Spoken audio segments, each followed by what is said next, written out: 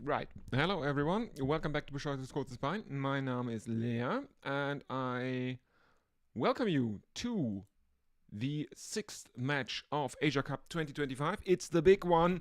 It is India versus Pakistan. It's the one match everyone is looking forward to.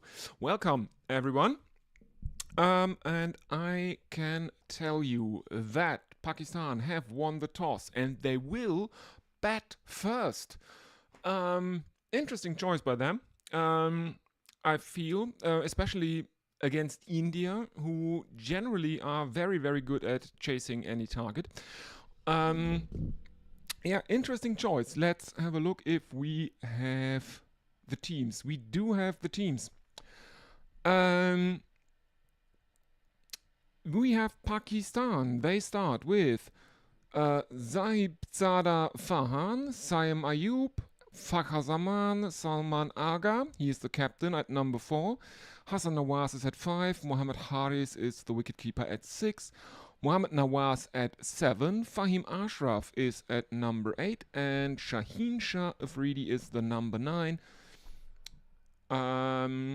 While number 10 is Sufyan Mukim, and Abra Ahmed is the number 11. India, on the other hand, are composed of Abhishek Sharma and Shubman Gill opening. Sanju Samson, the wicketkeeper, is at 3. Number 4 is the captain Surya Kumar Yadav. Number 5 is Tilak Varma. At 6 we have Shivam Dubey. Hardik Pandya is the number 7. Aksha Patel at number 8. A good number 8, Gary. Kuldeep Yadav is 9, Jasprit Bumrah at 10, and Varun Chakravarti is the bunny for India. So, let's have a look. If anyone is watching, please do like and subscribe. I have a sneaking suspicion that today some more people from the Gorillaverse will be in the stream because I can tell you that currently it is raining, apparently cats and dogs, at Trent Bridge. So the third T20 international between South Africa and England is currently delayed by rain. And as far as I can tell, from what Cricinfo tells me, it is rather unlikely that we will get more than a 5 overs aside shootout from Trent Bridge today.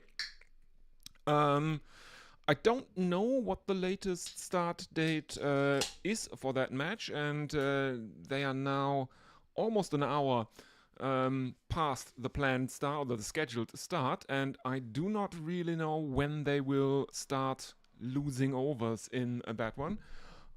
Maybe I'll have a look at Cricinfo. Just a second. No, that's not it. Match delayed by rain. Okay, yeah, it's apparently still delayed. And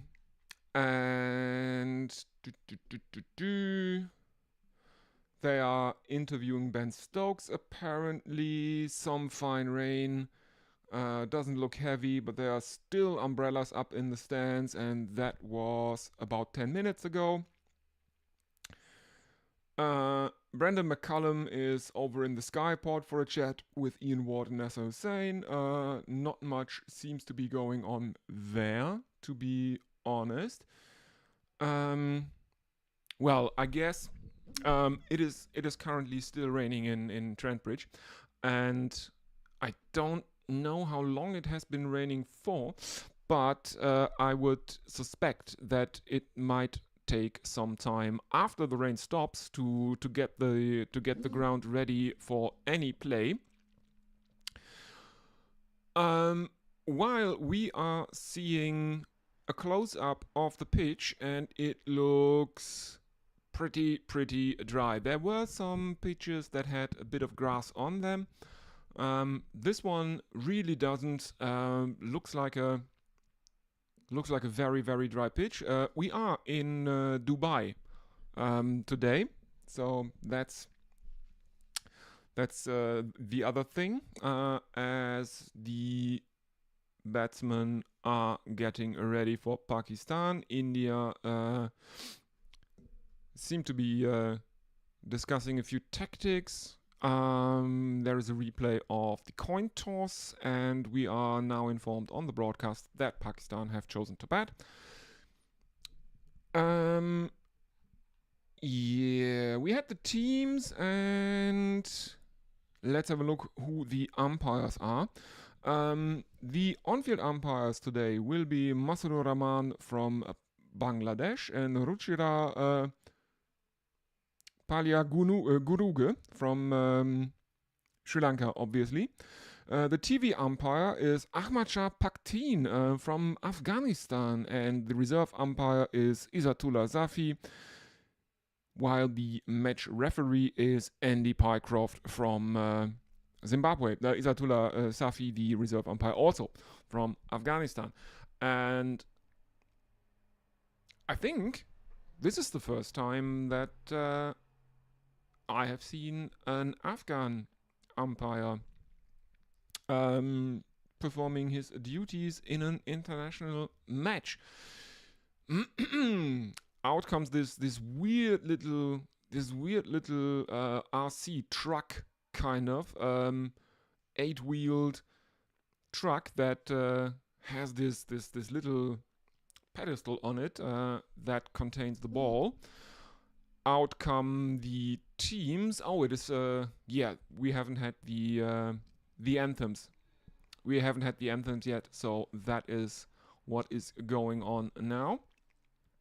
We see the Asia Cup, the trophy, in between the teams. So that's what's going on. Nathan is there in the YouTube chat, and he's saying, I would be surprised if they play at all in England versus South Africa. Heavy rain on the way.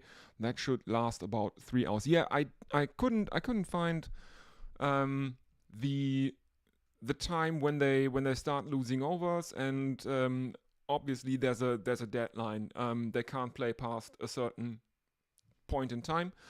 So that means there's a latest start time that they need to start playing at, and I couldn't find that. They will continually lose overs now when the rain keeps falling, up until the latest possible start time, when it will be 5 overs aside, basically a shootout.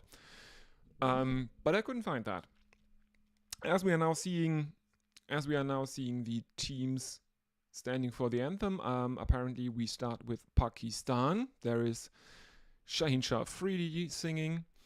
And I promised yesterday that I would tell a funny Inzamam ul Haq story. First of all, there are a lot of funny Inzamam ul Haq stories. His name came up because we were talking about the John T. Rhodes Superman run out, and Inzamam ul Haq was the batsman run out in this instance, if I remember correctly. 1992 World Cup. In the end, they did win it. That's the famous cornered tiger speech by the then future, now former Prime Minister of Pakistan, Imran Khan. But first funny Inzamam ul Haq story is that there is or was, I don't know, I haven't found it in a while, I've been looking for it, but there was a video titled The Best Inzamam ul Haq Runouts, his best of, and that best of runouts of Inzamam ul Haq was 20 fucking minutes long. And the other funny story about Inzamam ul Haq, which I find very, very funny, you can also find this online.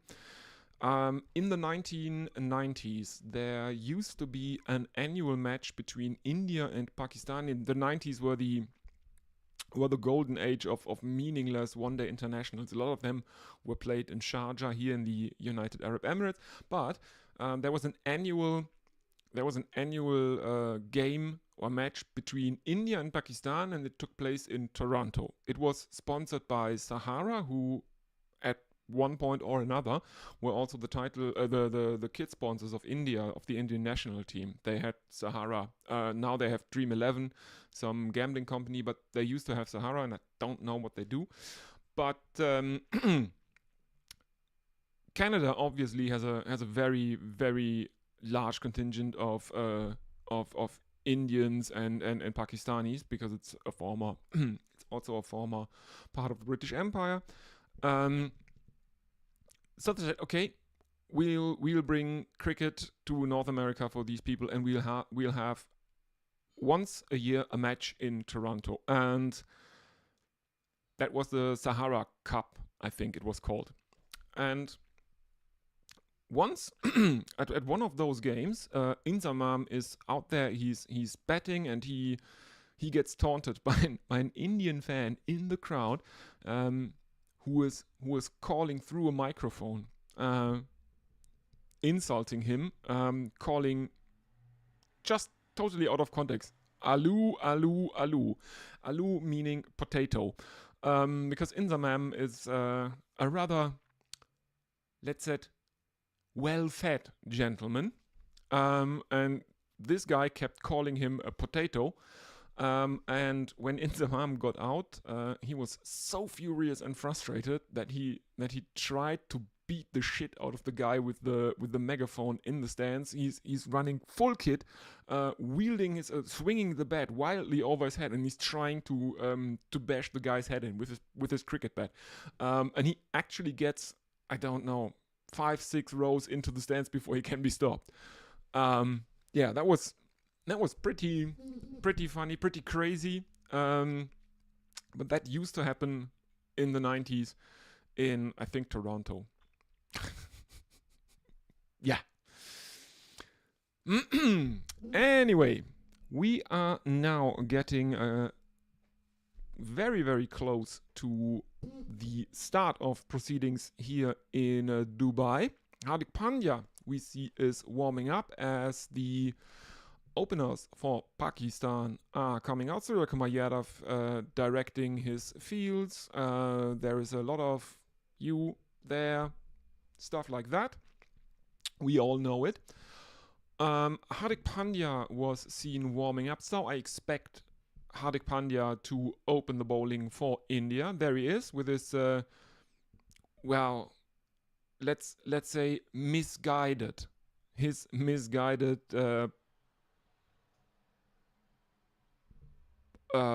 hydrogen bleached blonde hair. In German we say Wasserstoffblond. In English I think you say platinum blonde. Something like that. And we see Saim Ayub. He seems to be the first opener. Strike rate of 136 in apparently in his career in T20 internationals thus far. Let's have a look. What? No, can't be. His average is... Oh yes, it can be. That's his average. It's 22. His highest score is a 98 not out. He's played 42 matches thus far. This is his 43rd. Hardik Pandya, on the other hand, 116 matches, 94 wickets, average of 26.54. He is rather costly sometimes. Also, he's rather costly in T20 internationals. An economy for his career of around 8.5 runs and over.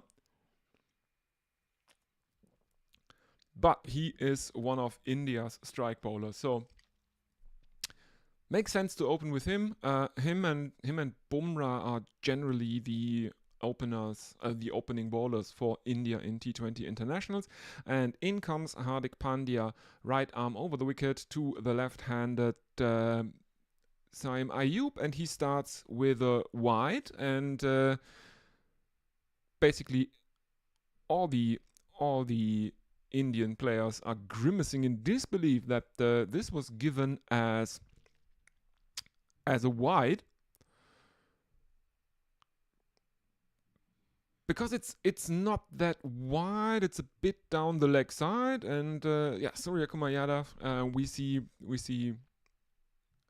a replay, a slow motion replay of him grimacing. In comes Hardik Pandya again, angles one across him, and Saim Ayub looks to cut it. He does so, but he cuts it straight to the other possible opening bowler for India, and that is Jasprit Bumrah, who is standing guard at backward point. He takes an easy catch right in front of his navel, and that is that. Or is it? Yes, it is. So, Pakistan, 1 for 1. And we see a replay of that catch. He was looking for the cut there, Saim Ayub, and he finds Hardik Pandya at backward point. He has to go. First wicket is down for Pakistan.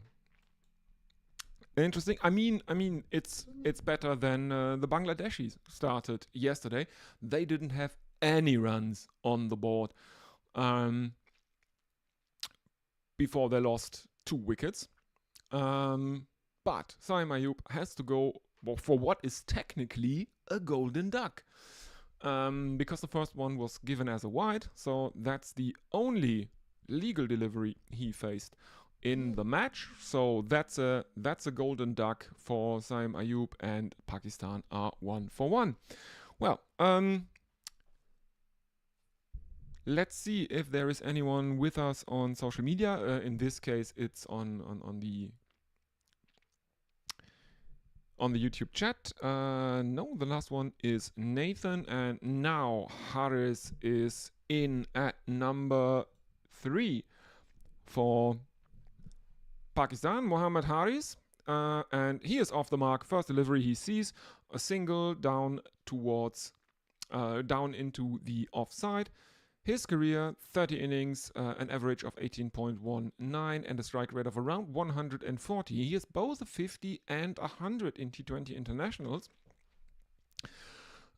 So, yeah, he will have to do a bit of a repair job now that the one half of the opening duo has thrown it away, and Farhan is now the first, for the first time on strike in this innings. He gets his first run off the first ball. 2 Indian fielders are involved in trying to stop that. Tilak Varma is the first one. And I didn't see who was the second one, because Tilak Varma wasn't able to stop the ball. It ran through the infield, but there was cover behind him in the outfield, and that restricted the Pakistanis to a single. There is a slip in place for Hardik Pandya now, and there is a half-hearted appeal as Mohammad Haris is looking for a very, very booming drive. Hardik Pandya apparently beats his outside edge. He looked like he would have been happy with a review for a caught behind, as Sanju Samson takes it easily behind the stumps. On the live pictures, I couldn't see any deviation of the ball, so probably a good decision not to review that. In he comes again, this time not as wide of the stumps, and Mohammad Haris plays it to cover. There is no run. 3 for 1 Pakistan after 0.4 overs. Hardik Pandya with figures of 1 for 3 after 0.5 overs, excuse me. There is I mean, you know how that ribbon looks on a cricket broadcast. The the overs that have gone in the innings should normally be the same as, or the after the dot should be the same as the current bowler, but they change not in sync on this one. Anyway, to end the over, Mohammad Haris skies one that flies over the infield. The first delivery that brings more than 1 run for Pakistan, as they run a couple. Pakistan end the first over on 5 for 1. Let's have a look if anyone is with us in the YouTube chat. As always, if you are listening, please don't forget to like and subscribe. And also, please go ahead and write something in the chat if you have any predictions, anything that you want to talk about, any observations. You know how it goes over on Gorilla Cricket. It's basically the same here, so it's also basically the same rules. But more on that later, as Jasprit Bumrah is bowling his first over. As expected, he will open the bowling from the other end, and the first one is a thick outside edge from Farhan that runs down towards third man, and the Pakistanis take another single of that one. That's a really, really thick outside edge. So Mohammad Haris is back on strike. In comes Jasprit Bumrah, right arm over the wicket to the right-handed Farhan, who skies one. It's going high into the air, and this time it is Hardik Pandya, who is the fielder at fine leg, and he takes an easy catch, and Pakistan have lost their second wicket, and it is Jasprit Bumrah and Hardik Pandya who are the Indian players involved in both of those first 2 wickets to fall. Pakistan 6 for 2 after 1.2 overs. Not a good start for Pakistan here.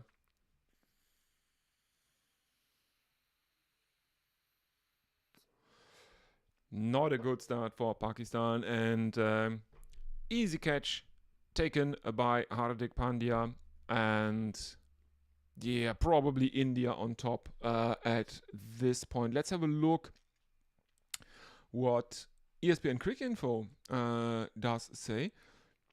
They say India are favorites by about 2/3, so 67% roundabout.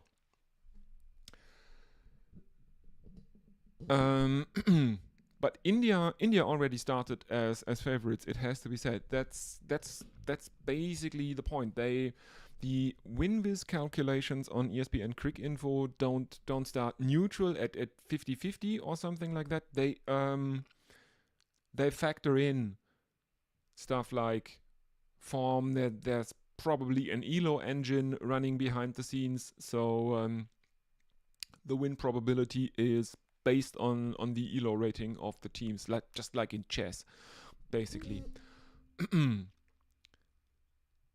And that brings Fakhar Zaman in at number 4 for Pakistan.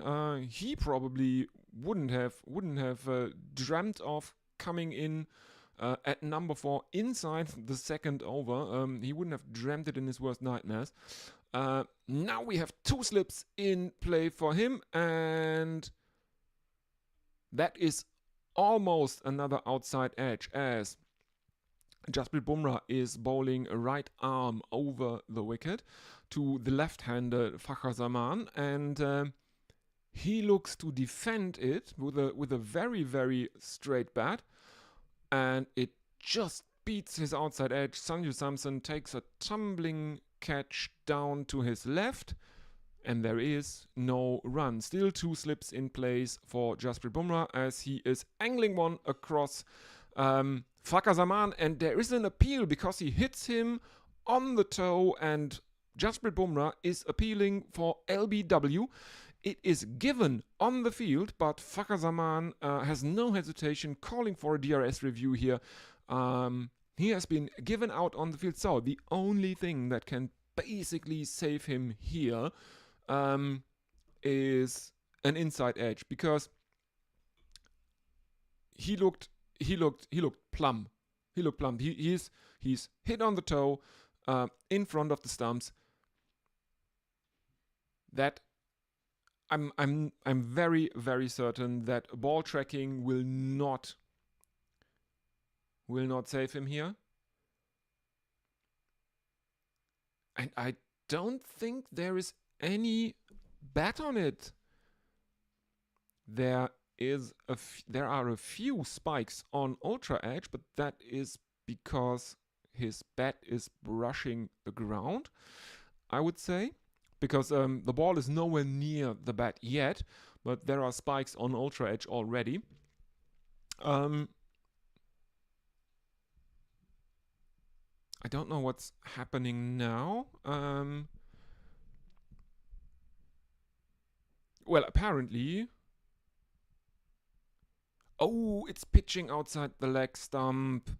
That's unfortunate for India. I was thinking what's going on here.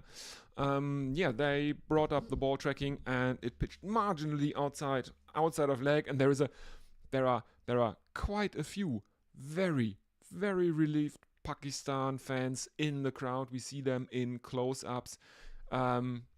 Heavy breathing there. Quite a few prayers will have been spoken there. Prayers of thanks, probably. Yeah, so Jasprit Bumrah, can't believe it. I guess a few centimeters more towards the stumps, and Fakhar Zaman would have been out. He would have been so plump. Anyway, Bumrah comes in again, right arm over the wicket, and this time Fakhar Zaman is off the mark. He is on 1 of 3, while Farhan at the other end, he is now on strike. He is on 2 of 2. Final delivery of the second over is coming up. Still 2 slips for Farhan now. There is also a backward point, there is cover, and Farhan attempts what looks to be intended as a helicopter shot. Doesn't really get a hold of it, but it falls safely inside the circle in the leg side, because there's basically no fielder close in on the leg side here. And that means at the end of the second over, Pakistan are 7 for 2. Yeah, let's have a look if any new messages are in YouTube. No, there are none. Yeah, today was local election here where I live, and the German far right party, their party colors are blue. So I voted green, and I made the joke online that it's feeling a bit weird on this election day to now stream this match and root for blue over green, basically. Swivel pull from Fakhar Zaman stopped in the deep, and there is a single in it for Pakistan. 8 for 2 now. Farhan is back on strike. Hardik is the bowler. He has figures of 1 for 6 from 1.1 overs now. Some dignitaries in a probably in the VIP suite, somewhere up in the stands. Farhan is taking strike. He's on 2 of 3. Pakistan in trouble. They can't get the ball off the square. Farhan again just being able to take a single, as he can't pierce the infield. There is a cordon in the offside for him, as we are seeing replays of that catch from Hardik Pandya, the first wicket for Jasprit Bumrah in the match. Let's have a look at... Yeah, so it felt a bit weird to root for blue over green in this match. Hardik Pandya back in, and that is the first boundary of the innings for Fakhar Zaman. There is... it's played out into Just a second.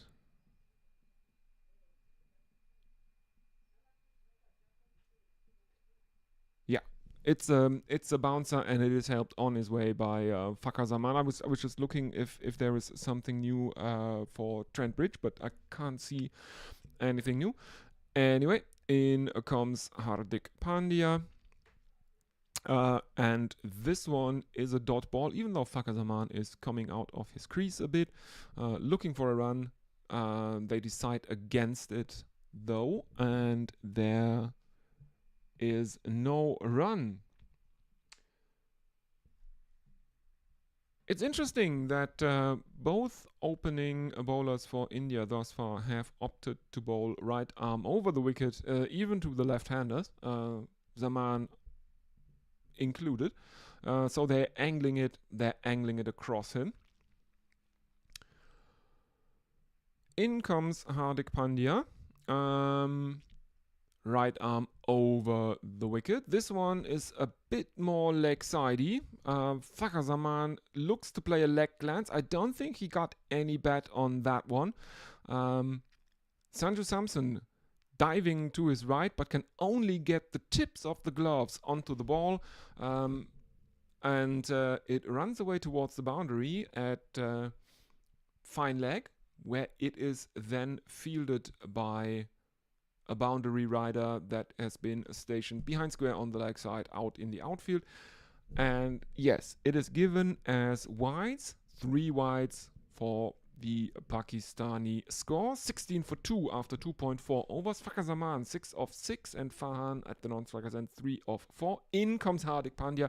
Full toss that is helped on its way by Fakhar Zaman, played inside the V on the onside, and that is another boundary. He moves on to 10 of 7. And Pakistan 24-2 after 2.5 overs now. One more delivery left in the over. The run rate is somewhere around 6 and a bit now for Pakistan. 7 and a bit. 7.06. In comes Hardik Pandya. Right arm over the wicket, and Fakhar Zaman is looking to cut that. Gets an under edge to it, and he's very, very lucky that he doesn't play on there. It bounces over the stumps, and there is no run. Pakistan remain 20 for 2, and now the current run rate has dipped a bit. It is now 6.67. Fakhar Zaman on 10 of 8, and Farhan on 3 of 4. Hardik ends his second over with figures of 1 for 18. Told you he can be a bit expensive, but he is a classic strike bowler. He maybe goes for a few runs, but he also takes wickets. In comes Jasprit Bumrah to Farhan, the right-hander. There is a slip in place. He bowls right arm over the wicket. It's defended by Farhan off into the offside, and there is no run. Pakistan remain on 24-2.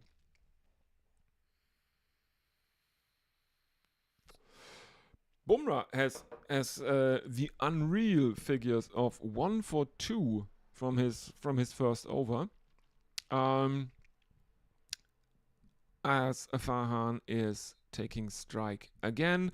Bumrah coming in right arm over the wicket. Still a slip in place, and he bowls this one short of a length, wide outside the off stump, and Farhan can't get bat on it, and that is another dot ball. It remains 20 for 2 as we are seeing highlights of the wickets again. Anyway. In comes Bumrah, and no, it's not Bumrah coming in. That's a replay. Put replay on the television for that one. That was a skyer. Bumrah Now it's real. Bumrah coming in, and Farhan muscles him over long on for 6 runs. That's a loosener from Bumrah, and Farhan takes full advantage of that one. This is the first 6 of the innings, and suddenly Pakistan are 26 for 2, and the run rate is back above 7.43. Yeah, it's a very muscular shot from Farhan. Absolutely mullered over long on. Bumrah coming in again. Right arm over the wicket. Fuller this time outside the off stump. And it is played out towards backward point by Farhan. And there is no run. 26 for 2 still Pakistan.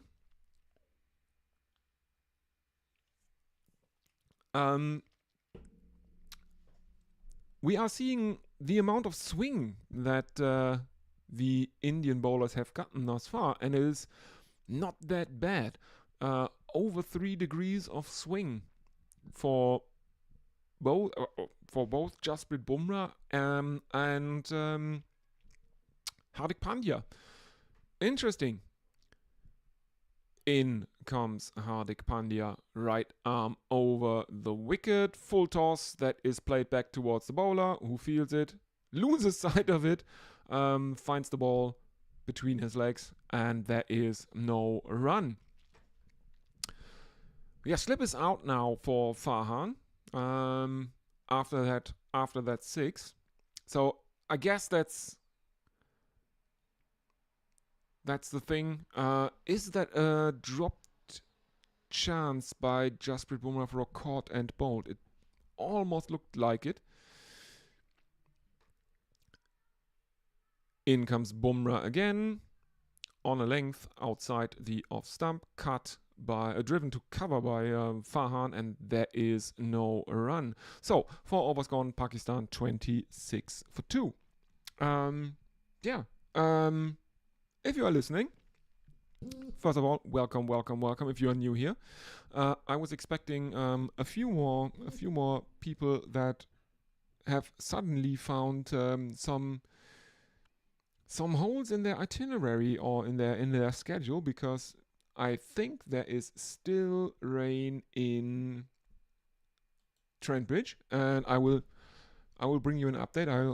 I've opened the match center for that one. Still raining in Nottingham, says ESPN Crick Info, but that is almost 20 minutes ago that the match page was last updated.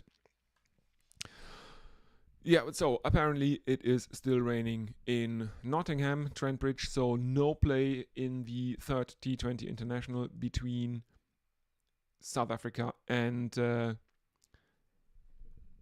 England. And we have the first change of bowling. We have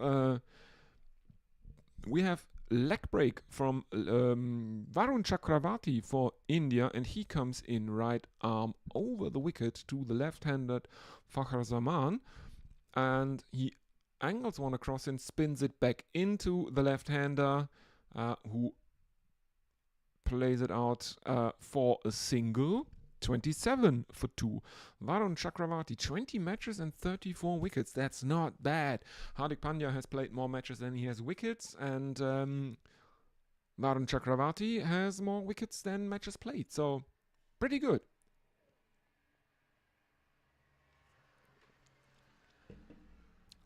And pretty good to see that India are going with spin during the power play. I think there is a slip for Varun Chakravarti when Farhan, the right-hander, is on strike. That's a full toss though, and it is played out towards mid-off, and there is another single, 28 for 2. Varun is asking for a towel after every delivery from the umpire, who dutifully hands it to him, and he dries his hands. Didn't really see if he is also drying the ball, but I suspect there is not that much dew in Dubai. Very, very full from Varun Chakravarti, and this one is driven, an on drive, very, very straight from Fakhar Zaman. There is no protection there for Varun Chakravarti, and it runs away to the boundary for 4 runs. So, Pakistan 32 for 2 now in the 5th over inside the power play, but they have lost two crucial wickets early on in the piece. Pakistan, well, they are mercurial, one would think, and apparently they have now decided that the Baba Azam experiment is a failed one. I don't think he's in the squad for the Asia Cup. Apparently people are thinking that he can't hack T20s. He's playing behind the times, probably for a modern T20 international tournament. Also, the thinking seems to be in the PCB. In comes Varun Chakravarti again, and this one is cut by Farhan, stopped by Shubman Gill at point, and there is no run. 33 for 2 now.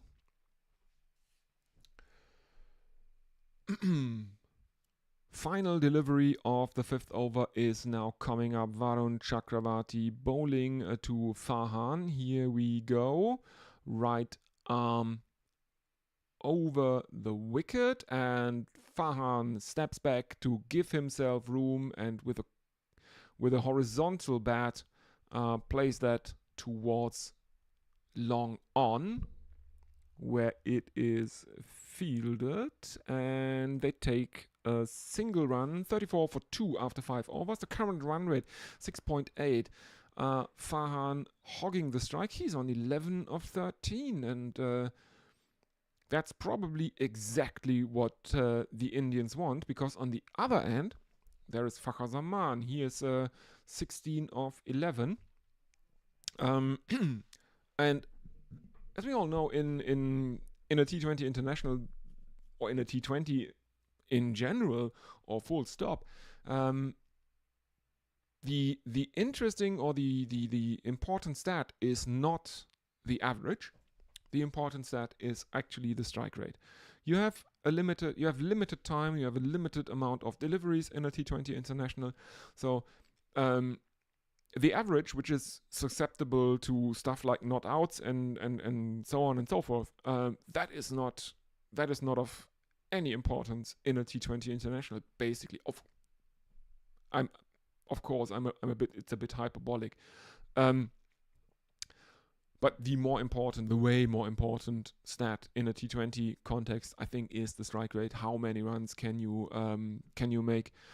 Bumrah is back, and he bounces Farhan. He bounces Farhan, who ducks under it. There is no run. Very, very calculated bouncer from Bumrah, because he's not.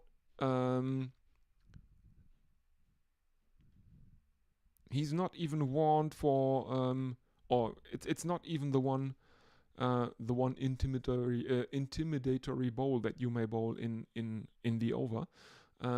No signs from the umpire, so just a short ball. Looked much like a bouncer to me. Full toss, and Farhan can't do anything with that. It is stopped by, I think that is the captain Surya Kumar Yadav, who is stationed at mid-on. He's very, very animated between deliveries. There's a lot of sign language going on as he is rearranging his field. Very, very interesting and charming to look at. That they must have a full code what everything means, because it's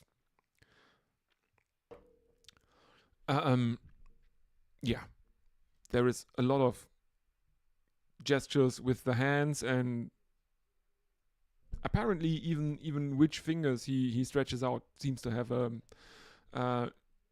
meaning. The next one from Bumrah, right arm over the wicket, and this one is into the body. It's short and into the body of Farhan, who helps it on his way, pull shot for 6 runs, and Surya Kumar Yadav is again in a close-up. He is really filling those shoes that Virat Kohli left, as another one shorter and again pulled into the leg side by Farhan. This time it is stopped by Shubman Gill out in the deep. The Pakistanis have run a couple. But as long while Virat Kohli was in the team, there was always Kohli cam, and it was mostly him mouthing the Hindi word bench shot. That's the only Hindi word I can read lips. That's the only Hindi word I can lip read. So this way it makes more sense, because it was his favorite expletive apparently.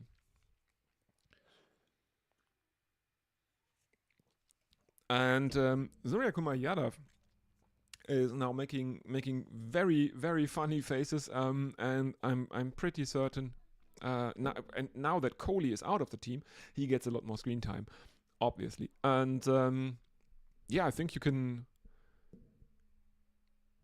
from his faces, you can probably make a whole array of reaction images for basically everything you would want or need on the internet.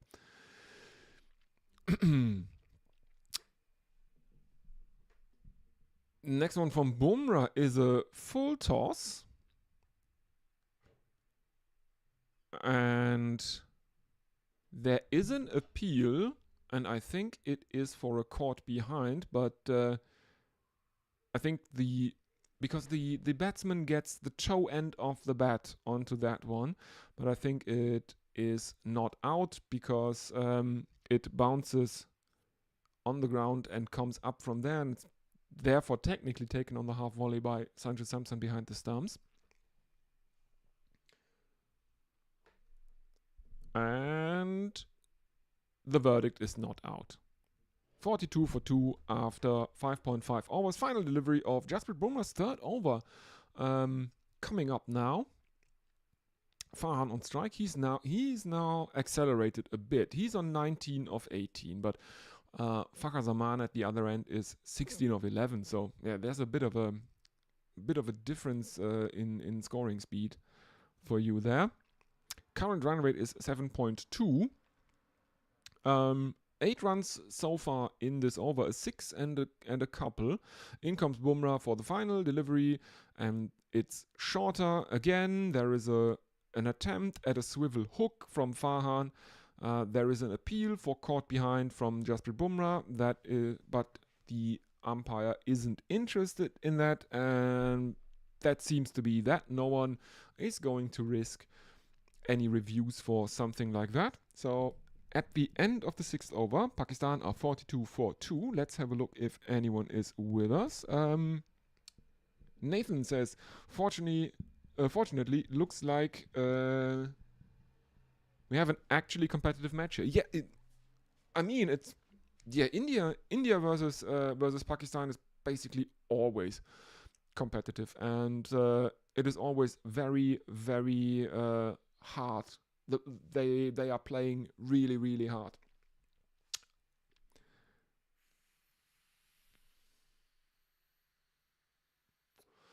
Because I think for both teams, that is the one match you can't lose. You might get some stick for not winning the competition overall, for not winning the Asia Cup in this case.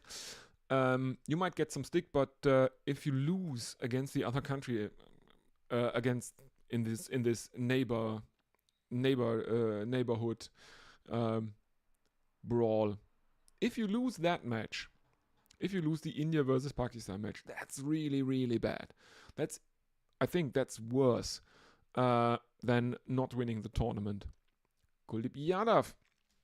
So, back to spin. Left arm wrist spin for the first time in the match. And he bowls left arm over the wicket to the left-handed Fakhar Rahman. And the first delivery is a dot ball. Kuldeep Yadav, figures of none for none. Not that surprisingly. In he comes again, left arm over the wicket, and Fakhar Rahman dances down the pitch and plays him towards mid-on. It's aerially, it's aerial for most of the way there, but then it drops and bounces just in front of Hardik Pandya, who is fielding there, and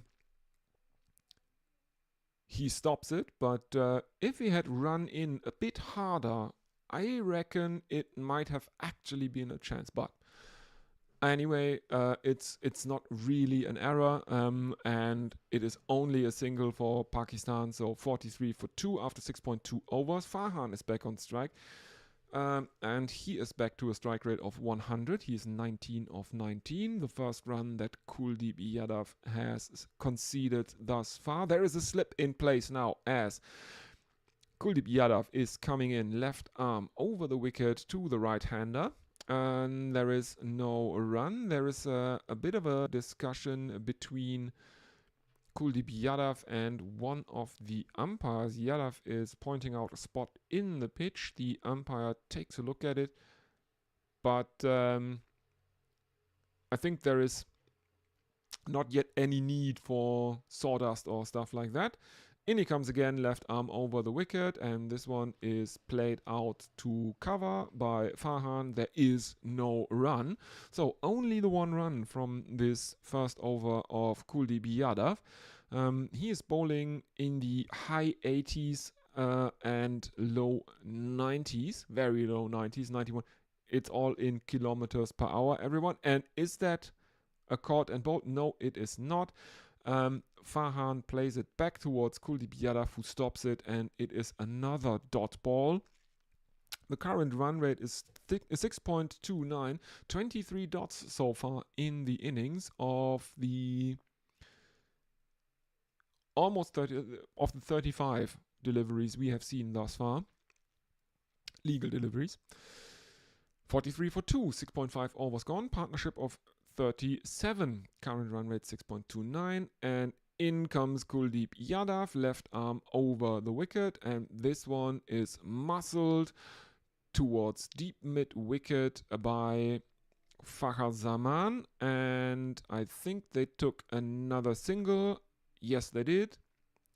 Akshay Patel was the fielder out in the deep there. So Fakhar Rahman is now hogging the strike. 44 for 2. Let's have a look. 2 runs of the 7th over. Zaibzada Farzan is on 20 and Fakhar Rahman is on 17. Kuldeep Yadav, none for 2 from 1 over, and who will continue? No, we are back with Akshay Patel. Akshay Patel bowls some of his slow left arm stuff. Our Lord and Savior Akshay Patel. No, that's another guy.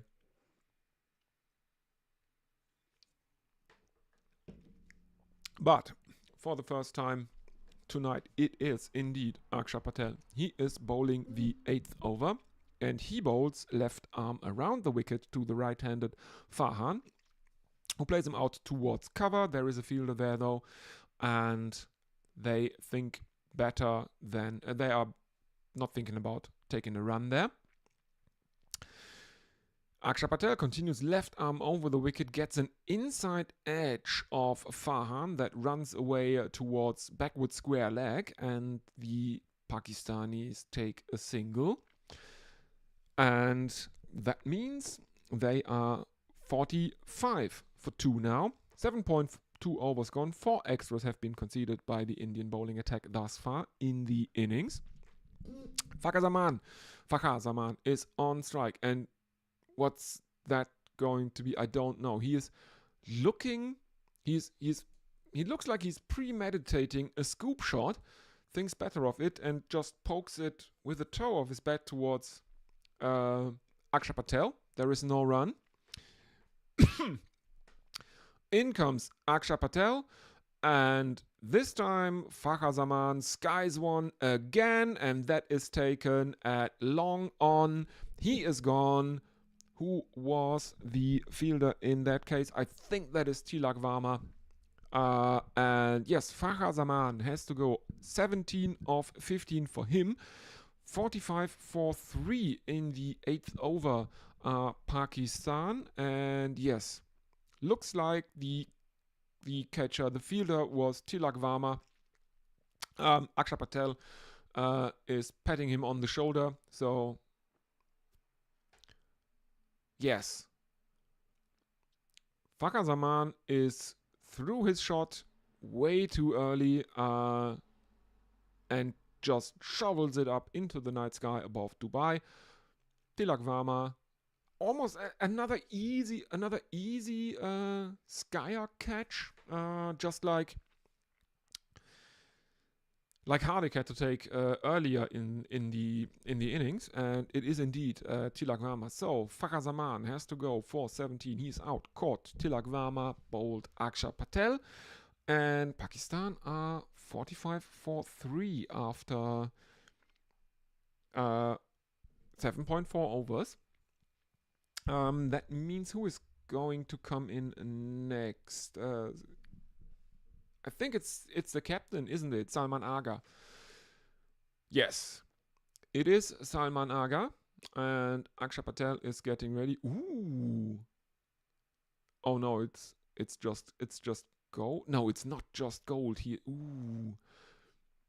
Salman Ali Aga has batting gloves with leopard print on the first 2 fingers of each hand. Yes. What drip. Excellent batting gloves from Captain Salman Aga. 25 matches in his T20 international career, average of 25. A strike rate of 115. I remember reading think pieces in Wisden about the T20 future of Ajinkya Rahane, because he was scoring too slowly, and they were saying this is not good enough anymore. This isn't the modern way to play T20, and he had a strike rate of higher than that, 116, 117 over his career at that point, I think. Yeah, so 2 dot balls to round out the over, and that means Pakistan end the 8th over on 45 for 3. Let's have a look if anyone is with us. Eric retracted a message. Yeah. Okay. Yeah, as I say, it's like Guerrilla Cricket. If you have anything to say, if you want to say, just say hello or something like that, you are very welcome. I will read out your social media messages in between overs at the latest, and if there is a break in play, I will obviously have a look. Again, yeah, we are seeing replays of Fakhar Zaman being dismissed by Akshay Patel. Let's see. And I think India are going to continue with spin, because it is Varun Chakravarti who has Salman Ali Aga given out. First delivery of the 9th over.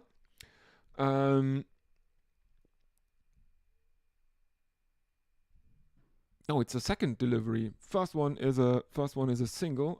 So Salman Ali Aga is there is an appeal for LBW from Varun Chakravarti, as Salman Ali Aga is looking to guide him towards leg, or to sweep him something like that. There seems to be some sound as the ball passes the bat on ultra edge, but there is clear daylight between bat and pad at this point. Then the ball collides with his front pad. He is down on one knee.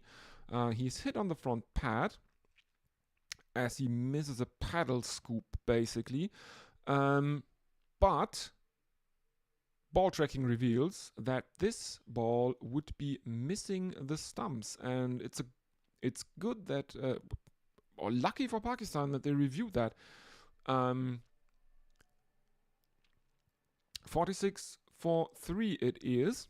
8.2 overs gone for the Pakistan team here. Varun Chakravarti continuing. Oh, no, he is not continuing. He is aborting his run-up, and Salman Ali Agha is readjusting those amazing batting gloves. There is a slip in place for Varun Chakravarti. Salman misses it. Samson takes it and whips off the bails, but there is no appeal because the back foot of Salman Ali Agha remains firmly grounded through the stroke, and it's more of a reflex from Sanju Samson that he whips off the bails just in case, but no one appeals. So Varun Chakravarti continues right arm over the wicket, and I think Salman Ali Agha missed that one and just pads it out into the offside. Impact is way outside the off stump. He is playing a shot, so no chance for an LBW there. Two more deliveries left in the 9th over. The current run rate is now 5.31. Played towards point by Salman Ali Agha, and the batsman run a quick single. Farhan is back on strike. 31 dots, 15 singles, 2 twos, 3 fours, 2 sixes, and yeah.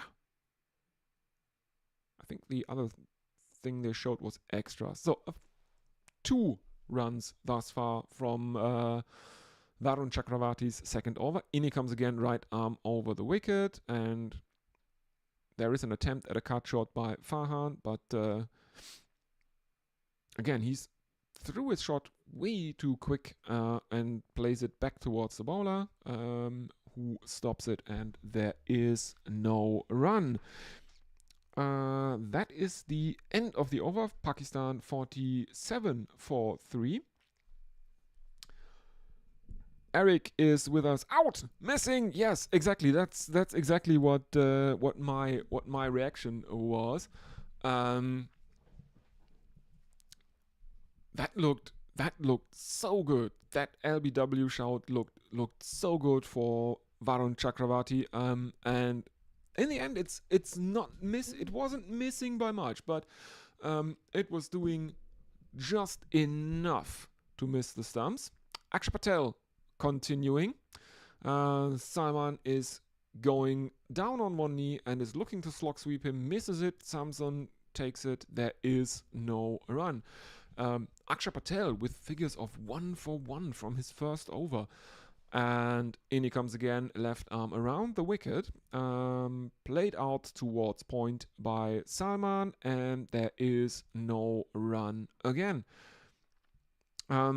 His speeds are relatively consistent. Akshar Patel's, that is, around 86 kilometers per hour. Once again, played towards point by Salman, and there is no run. Fourth delivery coming up, cut again. This time point can't stop it. Misses it completely, runs away to the boundary. No, it's not running towards the boundary.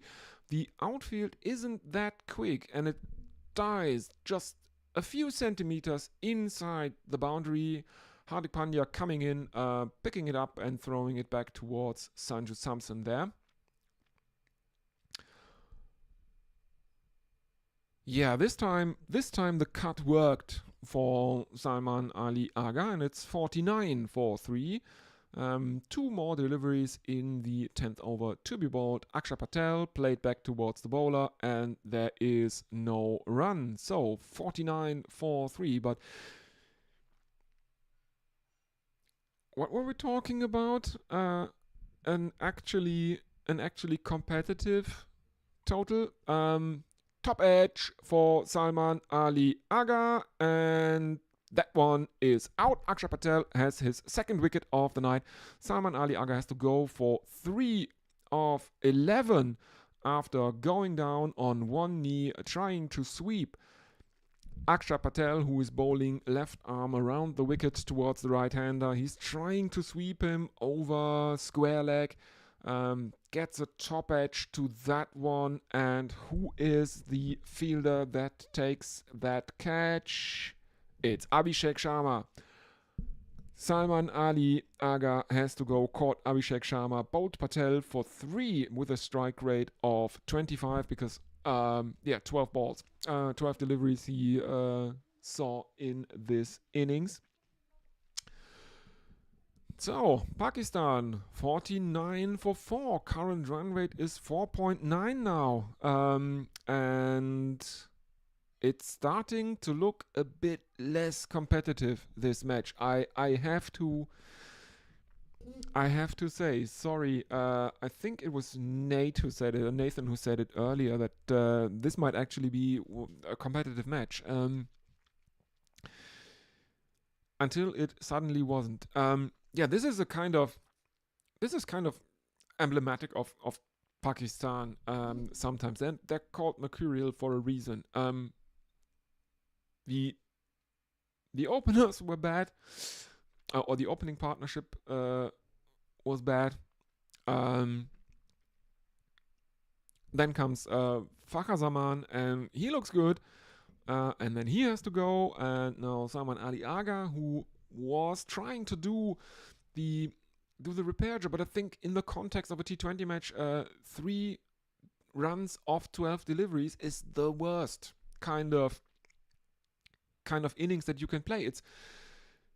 It's what's been criticized about Rohit Sharma for years back in the day when he was playing T20s, when he was playing in the IPL, because he opened in T20s for India, and Rohit Sharma likes to get his eye in, and if he gets out early in his innings in T20s, somewhere around 6 to 7 deliveries maybe, he will basically have made no runs.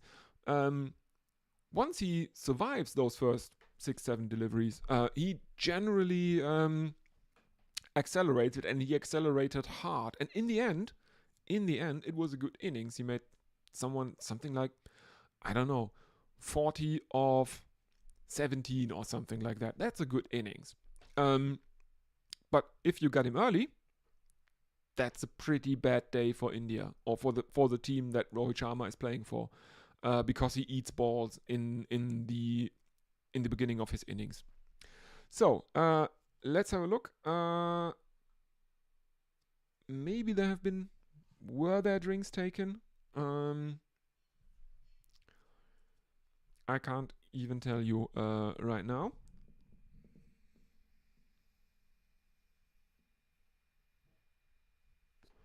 But I think we are continuing. Yes, we are indeed continuing. It's Abhishek Sharma, who is bowling his first over of the night, and it is Hassan Nawaz. Hassan Nawaz is in at number 6 for Pakistan, but he is at the non-strikers end currently. It is Farhan who is facing. And Abhishek Sharma is bowling his slow left arm around the wicket to Farhan, who plays him out to the offside for a single. Hassan Nawaz, 21 matches, strike rate of 160 and a century, an unbeaten century, his highest score against New Zealand in T20 international cricket. Nawaz rotates the strike against Abhishek Sharma as well. Another single. And I'm pretty sure India will be happy with the Pakistanis taking singles all day long. I know they have not been tested in this tournament yet, but it's because it's early. They have played one game, and they beat the ever-loving shit out of the United Arab Emirates. Chased.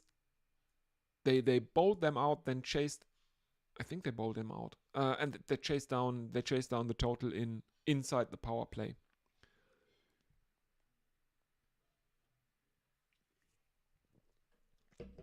It was basically all sixes and fours from India. And this Pakistan innings is looking very, very different from that. It's been a while since we had a boundary of any kind. A few overs. 11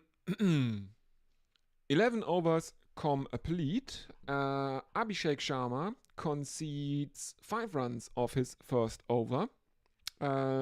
54 for 4.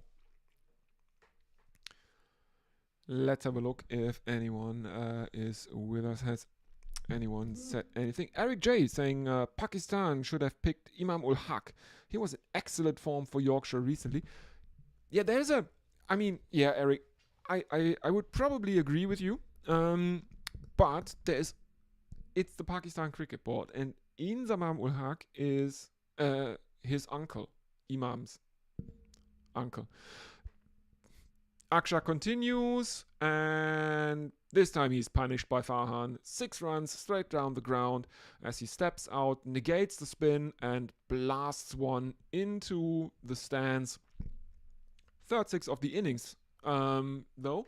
So not that many. We haven't seen that many sixes. 81 meters. I think that is the longest 6 of the innings thus far.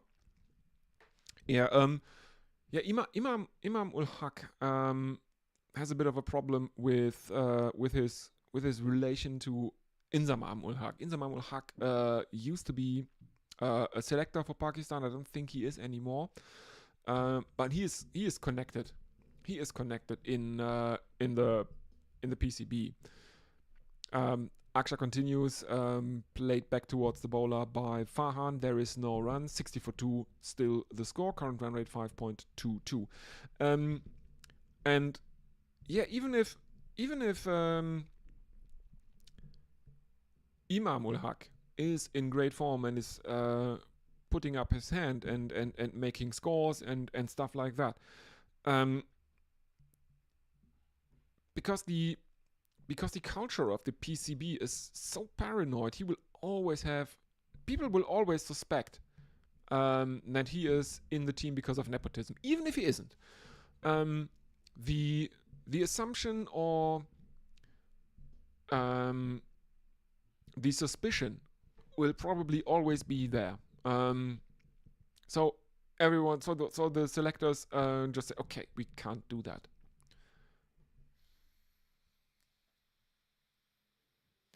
Even if it doesn't make any sense from a cricket point of view. Slip in play for Aksha, that is Hardik Pandya, as Sanju Samson is looking for a run out. He is coming out of the crease, has lost his right glove, picks up the ball but loses grip of the ball. And the Pakistanis run a quick single. Yeah. This is always weird. This culture of, and there was in the PCB there were some very, very dysfunctional eras in the PCB, and then you had when Imran Khan was Prime Minister of Pakistan. He was interfering in in internal matters of the board and stuff like that. And yeah. Anyway, 12 overs gone. Pakistan 62 for 4. Run rate 5.17. Kuldeep Yadav is continuing. It's a slip in place for him, and he is bowling left arm over the wicket to the right-handed Nawaz, Hassan Nawaz, and he plays him out towards deep fine leg, and there is a couple of runs in that for Pakistan. 64 for 4, 12.1 overs. Kuldeep now with horrible figures of none for 4 after one delivery of his second over.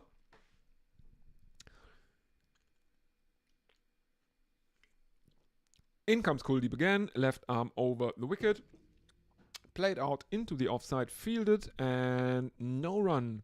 I think that is Captain Surya Kumar Yadav who was fielding that at cover. Hardik Pandya taking a quick drink out on the boundary. In comes Kuldeep again, left arm over the wicket, and almost a caught and bowled chance as Nawaz chips this ball back towards Kuldeep, who is diving, doing a Superman dive, trying to make a flying grab of that one. But it slips through his fingers. It would have been a spectacular catch. Can't say it any other way. Would have been a spectacular catch if Kuldeep could have gotten hold of that one. Next one is another attempt at a sweep by a Pakistani batsman. This time it is Hassan Nawaz, and again he gets a top edge to the delivery by the Indian spinner. This time it is Kuldeep, and he has to go for 5 of 7. Akshar Patel is the catcher, I think. Yes, it is Akshar Patel who stood at slip for Kuldeep Yadav, and he has his eyes on the ball the whole time as it goes high up in the air. He runs behind Sanju Samson and is declaring that's mine, and he takes the catch at where I would put a wide leg slip. There he makes the catch, makes the grab, and that is the 5th Pakistan wicket down. Hassan Nawaz caught Patel, bowled Kuldeep Yadav for 5, strike rate 71.42. The run rate is 5.05, and I think India might actually be into the tail now. It's who is at number 7 for Pakistan? It's Mohammad Nawaz.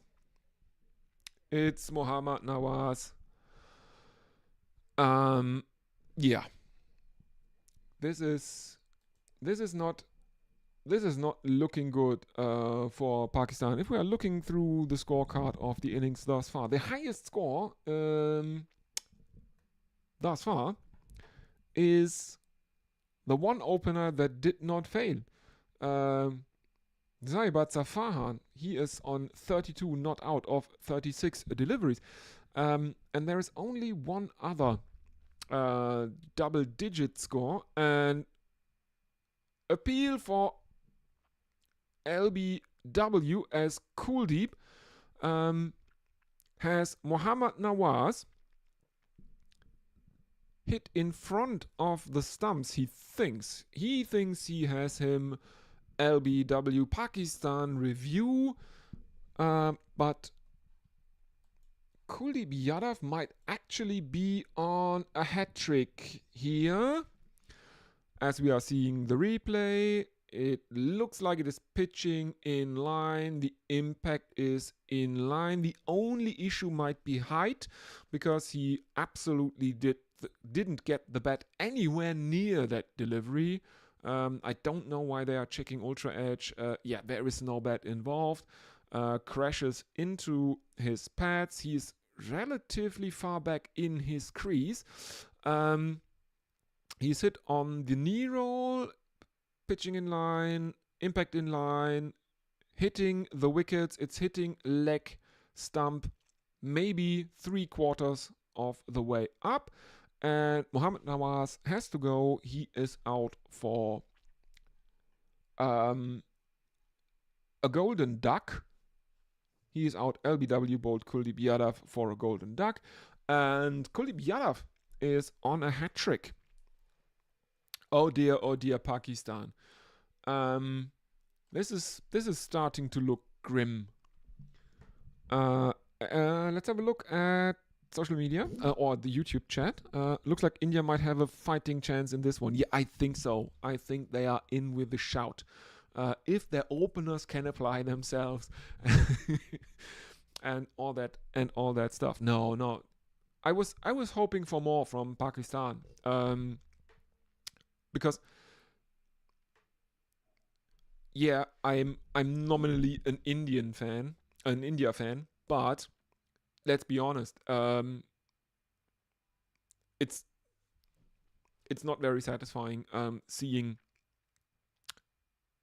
Pakistan get beaten up so badly here. 64 for 6 in the 13th over. Fahim Ashraf is in at number 8 for Pakistan. And I mean, I'm commentating this match, so even if otherwise I'm an India fan, I'm as impartial as I can here. But I rather like a good cricket match than a dominant victory by one team or the other. Now we have something that I've seen very rarely in a T20 cricket. Kuldeep Yadav is bowling for his hat-trick ball. He doesn't get the hat-trick, but there is a slip, there is a leg slip, there is a silly point, and there is a short leg in a T20. Think about that. When have you seen that last in a T20? End of the 13th over, Pakistan 65 for 6. The run rate is 5, flat, and Fahim Ashraf is on strike, and it looks like Akshar Patel will bowl out. He has bowled 3 already. Now he will bowl his 4th of the evening. In comes Akshar Patel, and this time he is bowling left arm over the wicket to the left-handed Fahim Ashraf. And the left-hander gets a single out of that one. 66 for 6. Yes! Cue the Iron Maiden. 666, the number of the beast. I'm not playing that because new YouTube rules, and they now have some stupid AI, and I can't believe it. Farhan has been given out LBW of the second delivery of Akshar Patel's 4th over. Pakistan review again, but he has been given out on the field. Their only hope now is that it is somehow missing or an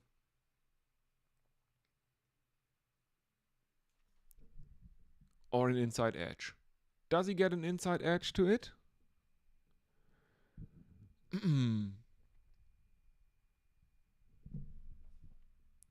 There is no edge on Hawkeye that I can see it, but it looks like it might go down leg.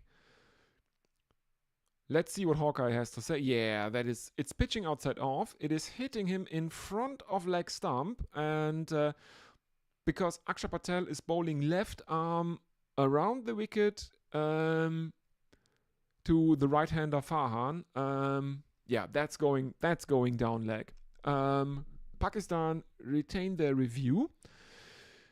In comes Akshar again, and Farhan dances down the pitch, but a bit weary. Only half a step down the pitch.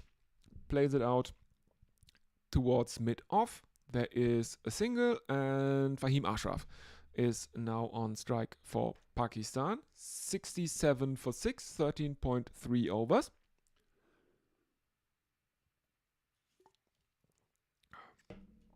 In comes Akshay Patel to the left-hander. He goes to left arm over the wicket. Played behind square on the leg side by Fahim Ashraf. The Pakistani batsman crossed for a single. They were thinking about doing a second one, but I think Farhan, who was now on strike, said, "No, I will now hog the strike, farm the strike." Probably the best. Probably for the best, even though he has now fallen a bit behind on his run rate, but he ends the over with a pull shot over the leg side that bounces once, twice, and goes for 4. And Pakistan end the 14th over on 72 for 6. Let's have a look. Eric J is asking how I got interested in cricket. Also, Nathan says, yes, it seems I spoke too soon. Well, Eric, look for, I think it's somewhere on this channel. I gave my friend Adit. He was one of the. Well, he was in Australia for a time for his studies, for his postgraduate studies. I think it was for a master's degree, something like that. He's now back in Malaysia, but he started a podcast called Cricket Sickos. Maybe you have heard of it. You can look it up on YouTube. It's called Cricket Sickos. He has had a lot of people on. He had. I think he had people from Gorilla Cricket on. He had Dan Liebke on, and a lot of interesting people. And one of the earliest episodes was an interview with me. It's the 5th episode, Cricket in German, something like that. But short of all, first thing I remember about cricket is it was on a packaging for Rusk. Kuldeep Yadav is continuing, and Fahim is trying to reverse sweep him around, which only brings him a single. So there was a picture showing a cricket match in probably the late 1900s, late 19th century, something like that. I was fascinated by that. Then when I went and I found out what is that game. Found out. Then I got into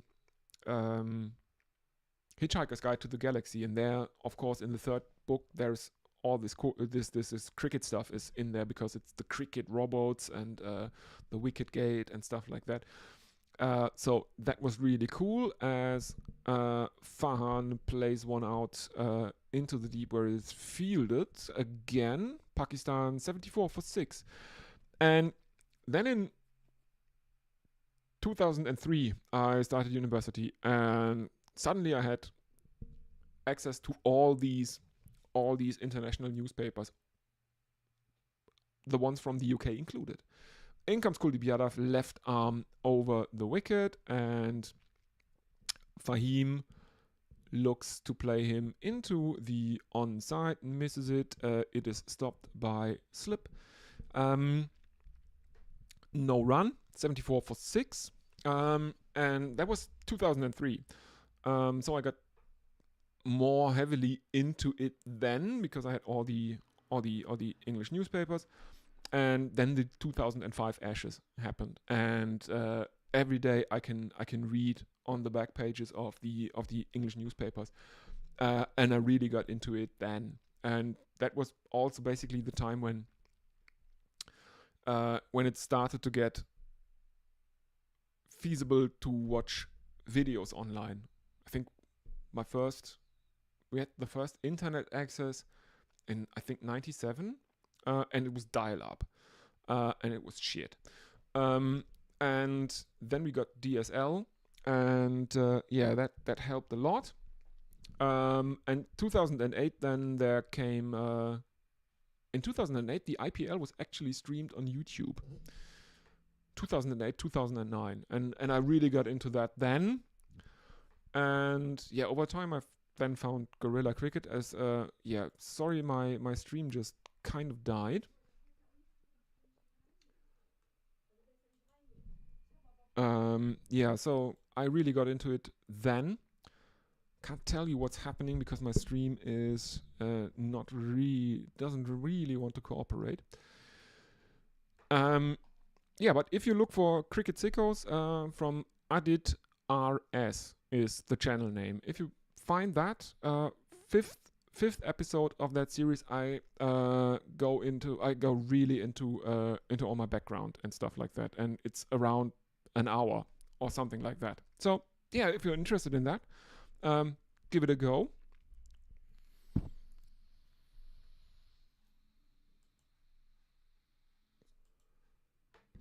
Okay, I have my pictures back.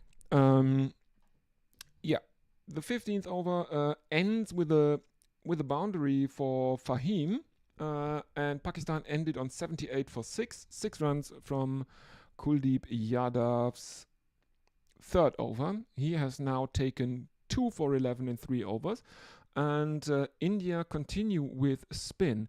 Varun Chakravarti. Only the first 2 wickets, I think, have fallen to pacers. One to Hardik Pandya, one to Jasprit Bumrah. All the others were to spinners. And Varun Chakravarti starts his over with a single by Farhan. Now Fahim is on strike, and he is a number 8 actually. So I don't know if that was. Yeah, I mean, what else can you do? You have to take every single in a T20. In a test match, you can guard the tail ender, but here it's a bit harder. A mistimed sweep from Fahim rolls towards the boundary at fine leg of the 4th delivery of the over. The outfield seems to be really, really slow here because it dies before it reaches the boundary. The Pakistani batsmen have run 3 runs though before the Indian fielder in the deep can pick it up and throw it back in towards Sanju Samson, who couldn't stop that mistimed sweep. In comes a Chakravarti, this time driven to long off by Fahim. And that is another single. It's a long on, sorry, he's a left-hander. Fahim Ashraf finds a single at long on. Final delivery of Varun Chakravarti's third over is now coming up, 83 for 6. In he comes, right arm over the wicket and angles one across Fahim Ashraf, who puts a straight bat in defense in front of his bat. And it looks like Varun Chakravarti has beaten his outside edge. Sanju Samson takes it. Varun Chakravarti is looking expectantly at Sanju Samson, asking if there is any edge on that one. Should he appeal for caught behind? But Sanju Samson seems to disagree. And that ends the 16th over. Pakistan 83 for 6 after 16. 5 runs coming from this, the third over of Varun Chakravarti, who has figures of none for 15. And I think India will now bowl out Kuldeep Yadav. Yes, indeed.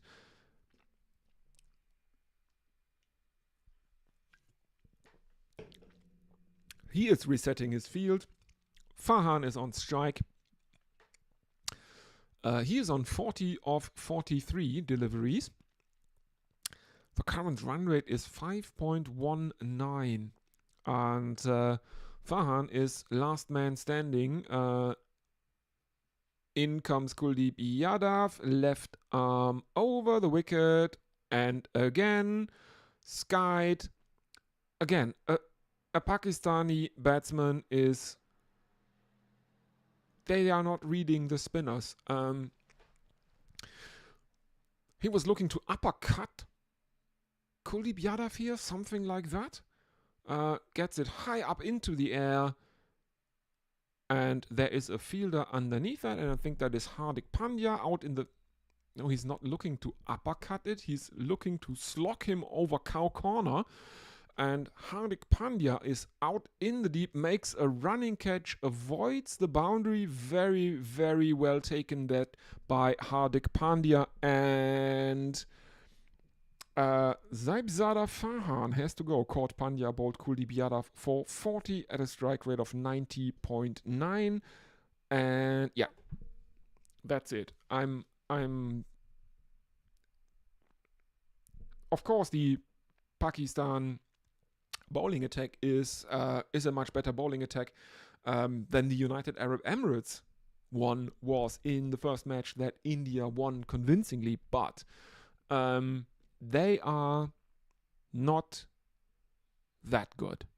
They are not, we can defend, I don't know, 100 against this Indian batting lineup. They're not that good. I think.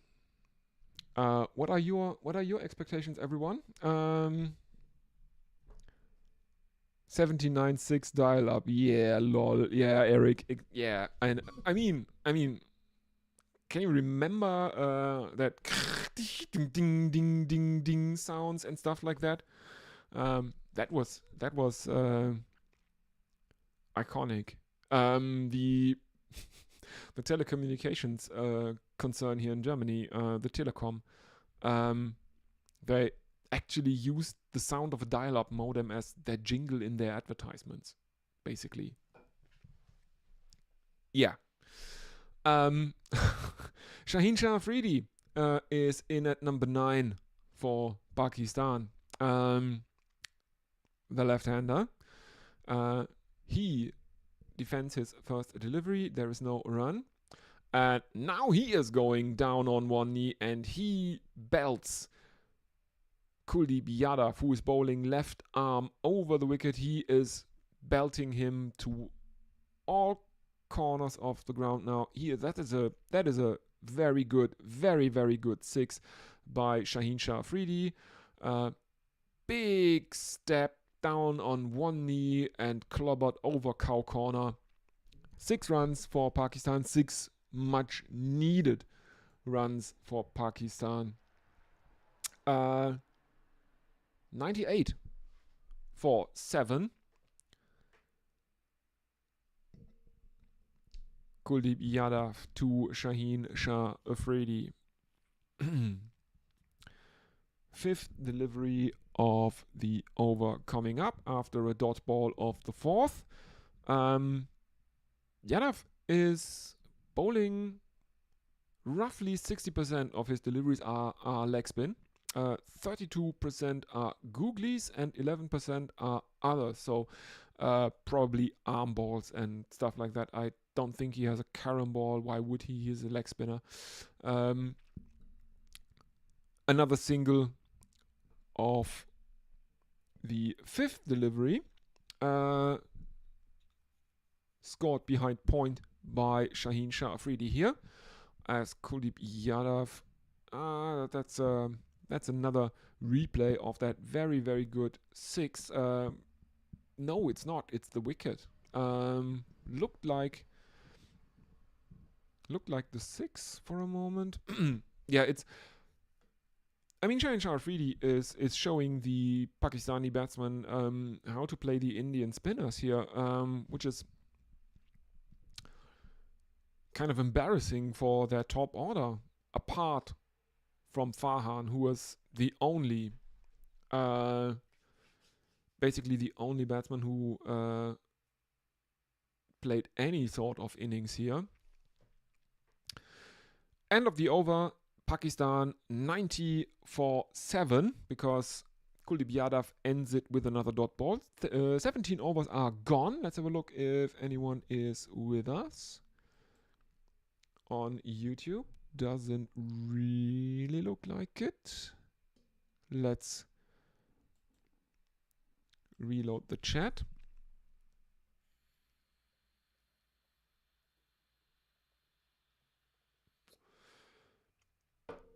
Yeah, and I mean, don't change any winning tactics. Kuldeep Yadav ends his day with figures of 3 for 15. 3 for 18, sorry. 3 for 18 from 5 overs. And Varun Chakravarti is back into the attack. 3 overs, he has bowled none for 15 thus far. As I'm seeing the projected scores again, if they keep this up, they will go to 106 as Varun Chakravarti comes in right arm over the wicket to the left-handed Shaheen Shah Afridi, angles one across him.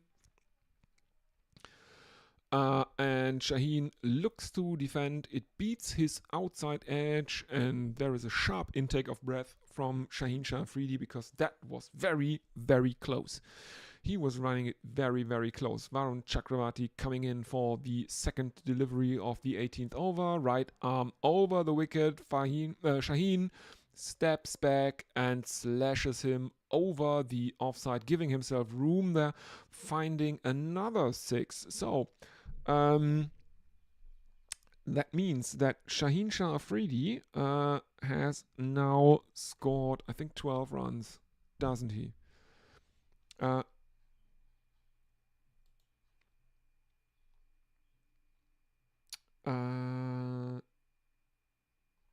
No, 13 runs. I think he has scored 13 runs thus far. So that means he has scored more than 1, 2, 3, 4, 5. I think he scored more than 5 recognized batsmen in the Pakistan side in this match.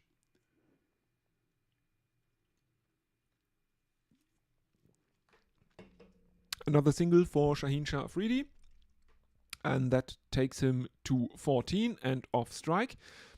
Fahim Ashraf is now on strike. He's on 11 of 13, and he also, Fahim also made more than all those recognized batsmen that I counted up, because they didn't make any runs. Fahim might be in trouble here as he is looking to reverse sweep. Varun Chakravarti misses the ball, is hit. There is an immediate appeal for LBW. He is given out on the field, and Pakistan have reviewed it again. There's a bit of a discussion between Surya Kumar Yadav and Varun Chakravarti. Sanju Samson is also involved. We are now seeing a replay. Oh, that is terrible. That is a terrible picture quality. There doesn't seem to be any edge involved. It hits him in front of middle, very low down on the pad. Let's have a look. It's pitching in line, impact is in line, and it is hitting the wickets. It's again taking both. No, it's not both. It's just leg stump. Leg stump would have been knocked over out of the ground. Umpire confirms the decision. Pakistan lose their second review, so they are now out of reviews. Fahim Ashraf has to go LBW. Varun Chakravarti for 11 of 14. Pakistan 8 down, 97 for 8. Yeah.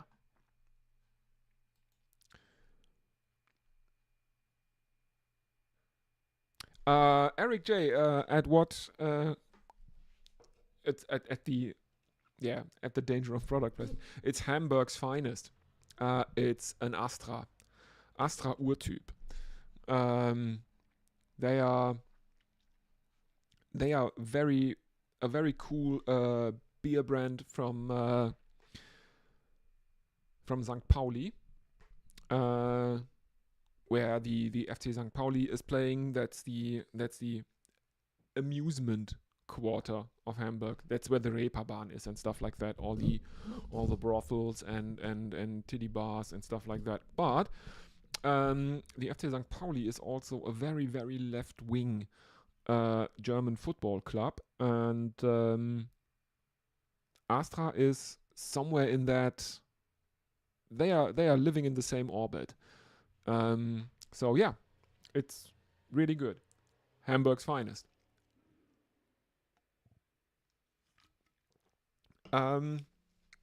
Mukim is now in for Pakistan at number 10. Sufyan Mukim, he's a left-handed batsman. His high score is 7 not out. He has an average of 4.25 in T20 internationals, but he is off the mark first delivery. And now Shaheen Shah Afridi is back on strike, but that doesn't really. Oh no, they switched it over. Yes, Mukim is off the mark, first delivery, and Shaheen Shah Afridi is now hogging the strike after 18 overs. Bumrah is coming back. He is bowling the 19th over. 99 for 8. Current run rate is 5.5. In comes a Bumrah right arm over the wicket to the left-hander Shaheen Shah Afridi, who helicopters him out over the infield. They take a single. Mukim is on strike. We are seeing replays of Kuldeep Yadav's wickets, his highlights. Yeah, that's, well, very, very interesting because it's the Pakistani batsman didn't know how to counter his spin, and Bumrah's first delivery of the 19th over has been given as a no ball, as he has overstepped. This time I would totally agree with the umpires. In some of the earlier games there were some iffy no ball decisions, I think. Because it looked a lot like they misjudged when any part of the boot was touching the ground. Anyway, now Mukim is joining the party. He is driving Jasprit Bumrah to long off and finds the boundary. So Pakistan, after having their 100 brought up by India, basically by the no ball, now Mukim is joining in. 105 for 8. In comes Jasprit Bumrah again. He stays right arm over the wicket, and there is Mukim stepping back towards the leg side, uppercutting Jasprit Bumrah down to third man for another boundary. 109 for 8 after 18.2. Mukim on 9 of 3. Shaheen Shah Afridi on the other end is on 16.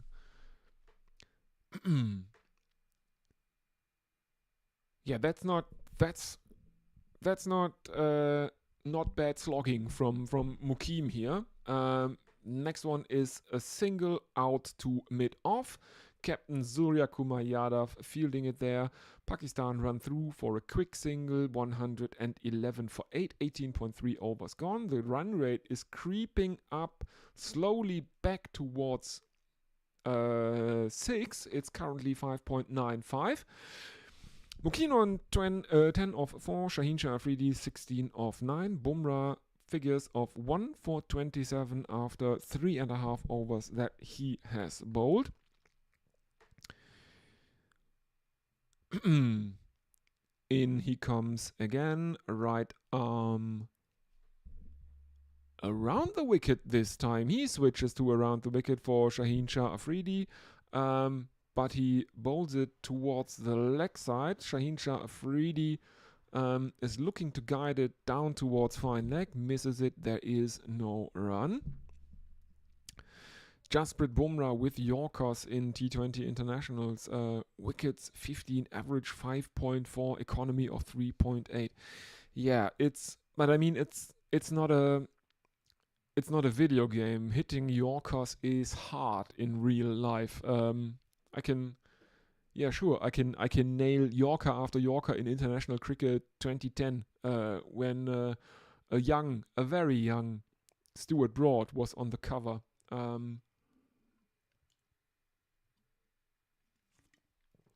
But that's not reality. Another dot ball, 111 for 8 for Pakistan. In comes Bumrah for the final delivery of his stint here today.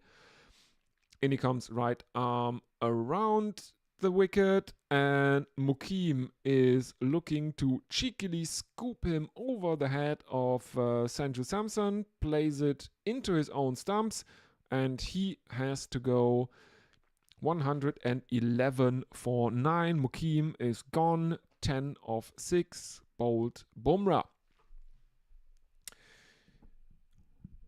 12 runs, 1 wicket though from this 19th over. And let's see if just for shots and goggles here basically, let's see if India can actually bowl out Pakistan. And also let's have a look at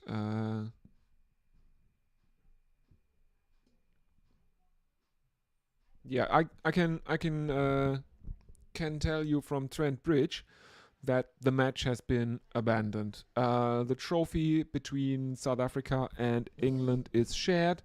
Match has been abandoned, and that is that. So yeah.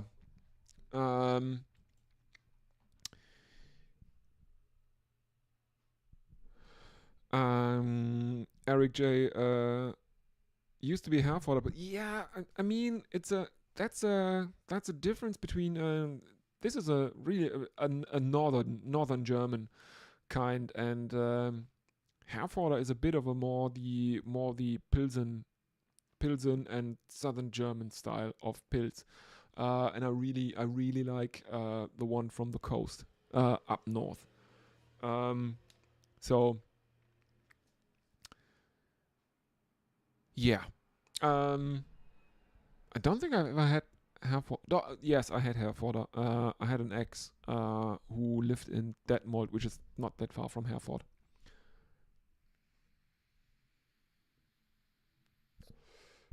Anyway, Jasprit Bumrah is bowling the 20th over, and Abra is in at number 11 for Pakistan, but I think that is not really of any great concern for the Indian bowling attack. But Shaheen Shah Afridi is of concern to the Indian bowling attack because he has hit the second delivery of the 20th over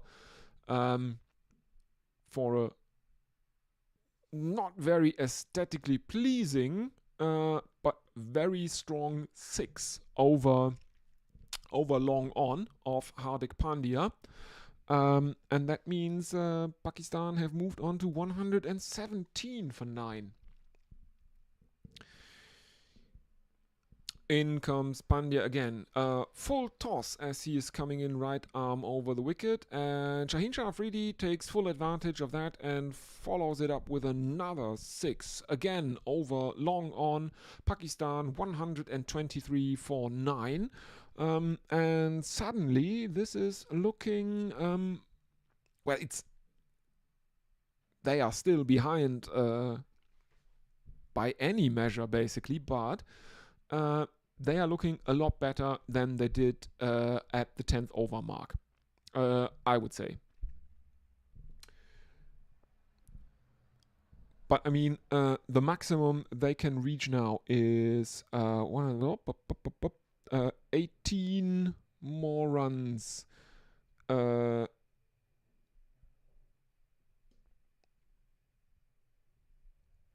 141, isn't it? It's the maximum.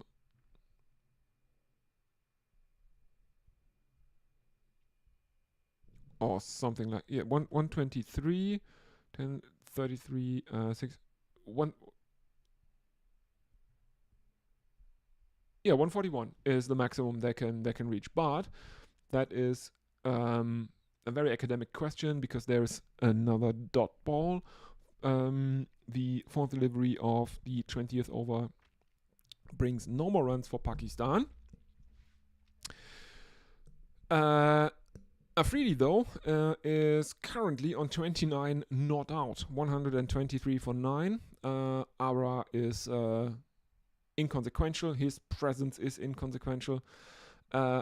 Skied from Shaheen Shah Afridi, but Tilak Varma, who's running in from the outfield, can't make a catch. It was a really hard catch to make. If he had made it, we would all sing his praises, but he doesn't. He's making a running effort as Shaheen Shah Afridi skies one from Hardik Pandya. He has a fair distance to cover, misjudges it a bit, overruns the ball basically, but it brings only a couple run by the Pakistani batsman. Shaheen moves on to 31 not out. Final delivery of the innings. This one is another top edge that goes towards long on, and Pakistan ended with a couple. So 127 for 9. Shaheen Shah Afridi ends it on 33 not out, which means Shaheen Shah Afridi is the second highest score for Pakistan in this innings. Let's give you some of the highlights. Well,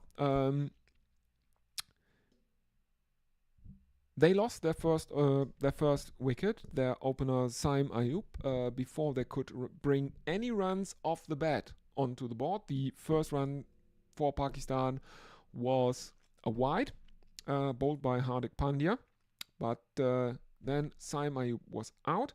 From there on, it didn't really ever start going for Pakistan.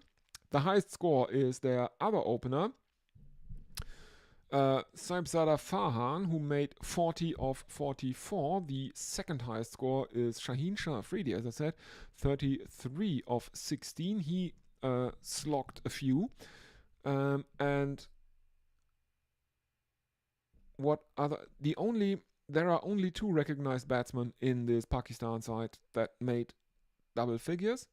Farhan and Muhammad Haris. No, Fakhar Zaman. Fakhar Zaman was the other one. He made 17. Fahim Ashraf made 11. Sufyan Mukim made 10. Yeah, and in the end, they made 127 for 9. There were 5 extras in that total. The only bowler, the only luckless bowler in the Indian side, and they used 1, 2, 3, 4, 5, 6. They used 6 bowlers. The only bowler that went wicketless was Abhishek Sharma. He bowled only 1 over though, and he had an economy rate of 5, which was fine. Pick of the bowlers: left arm wrist spinner Kuldeep Yadav, who took 3 for 18. And then we have Akshar Patel, 2 for 18, and Jasprit Bumrah, 2 for 28. Pandya, 1 for 34, and Vakrun Chakravarti, 1 for 24 as well. Pandya, the outlier in concerning the economy. He's the only Indian bowler with an economy in double digits in this innings. So, yeah, a bit disappointing from Pakistan all told, but this this total, 127 for 9, looks much better than what was expected at the halfway point. At the halfway point, they were around 50 for I don't know how many. Let's have a quick final look for the innings. Over onto YouTube, we see Eric J. Pakistan will need a minor miracle, I think. Yes, they need a minor miracle. Absolutely. Well, that is the first innings done. Please forgive me for taking a bit of a short break. I will be with you in a few minutes' time for the chase of 128 by India. Thank you everyone for being here, for your attention. Don't go anywhere else. I will be back, so stay tuned. See you later.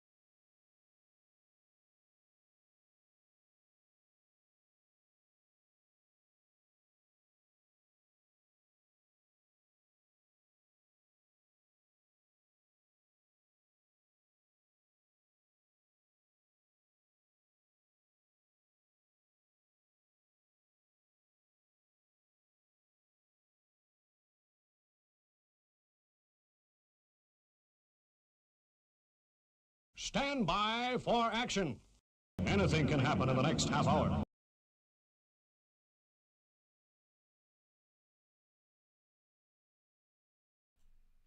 And we are back with the big one from the Asia Cup, India versus Pakistan. Yeah, Pakistan had a bit of a shocker. They made it to a 127 for 9 in their allotted 20 overs. But it seems well within reach of this India team. Pakistan had a really big problem with playing out the spinners of India. And anyway, hello everyone, welcome back. I have seen there was a spike of clicks shortly before the match continues during the innings break. If you are new, welcome everyone. Please don't forget to like and subscribe, and please make yourself known in the YouTube chat. That's always a very, very good way. I will read out social media messages or the chat between overs, and if you are not subscribed yet and like what you see, please subscribe. Doesn't cost you anything, and you will be kept up to date with my coverage of the Asia Cup. I'm not covering every single match because I'm doing this basically flying solo. So I'm not. It's quite taxing, to be honest. But anyway, the big ones I will do, no problem. I couldn't let slip India versus Pakistan through. Stuff like that. And also look on the channel. I will put up a post in probably later today, because one of the listeners, Eric J, was asking how I got into cricket, and I gave an interview to a friend of the channel, Adit, and he has a podcast called Cricket Sickos here on YouTube, and I was one of the first people he interviewed for that one.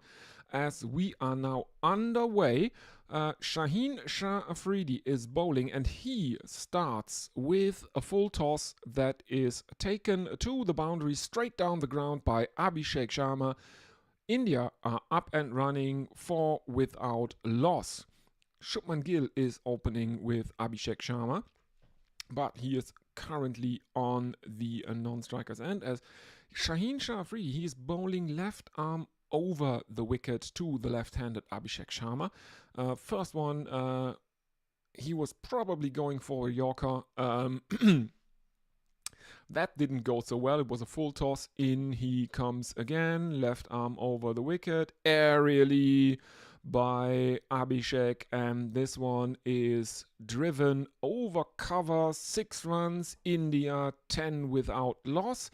There is a slip in place for Shaheen Shah Afridi, but he hasn't come into play yet, and India are up and running.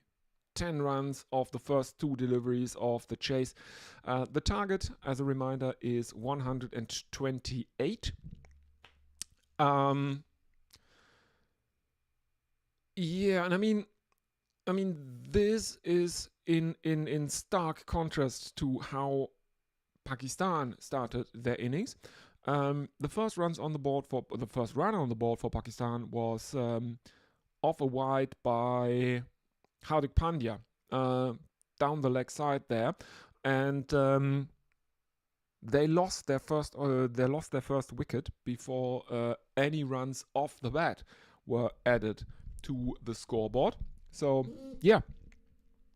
dot ball of the third delivery. In comes Shaheen Shah Afridi again, left arm over the wicket, and Abhishek Sharma plays a leg glance that is fielded out in the deep at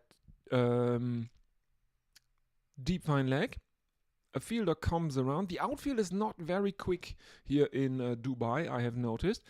And he intercepts the ball and stops it before it can trickle into the boundary rope. Only a single in that delivery for India. So Gill now on strike. India 11 without loss. 0.4 overs gone. First deliveries that Shubman Gill will now face. Shaheen Shah Afridi. He's basically the single reason for Pakistan posting anything approaching competitive total. He made 33 not out in Pakistan's innings. In he comes again, left arm over the wicket. He stays over the wicket to the right-handed Shubman Gill. Angles one across him. Shubman Gill looks to drive, but is beaten on the outside edge. And Shaheen Shah Afridi looks to be relatively certain that he might have gotten an outside edge there, but the keeper disagrees. No appeal. And India remain without loss thus far. So, Gill facing up. Final delivery of the first over. This one is played out to mid-on by Shubman Gill. 12 without loss. So Shubman Gill is now hogging the strike. We see the Indian dugout. Captain Surya Kumar Yadav is sitting there padded up. Next to him is Tilak Varma, who is not padded up yet.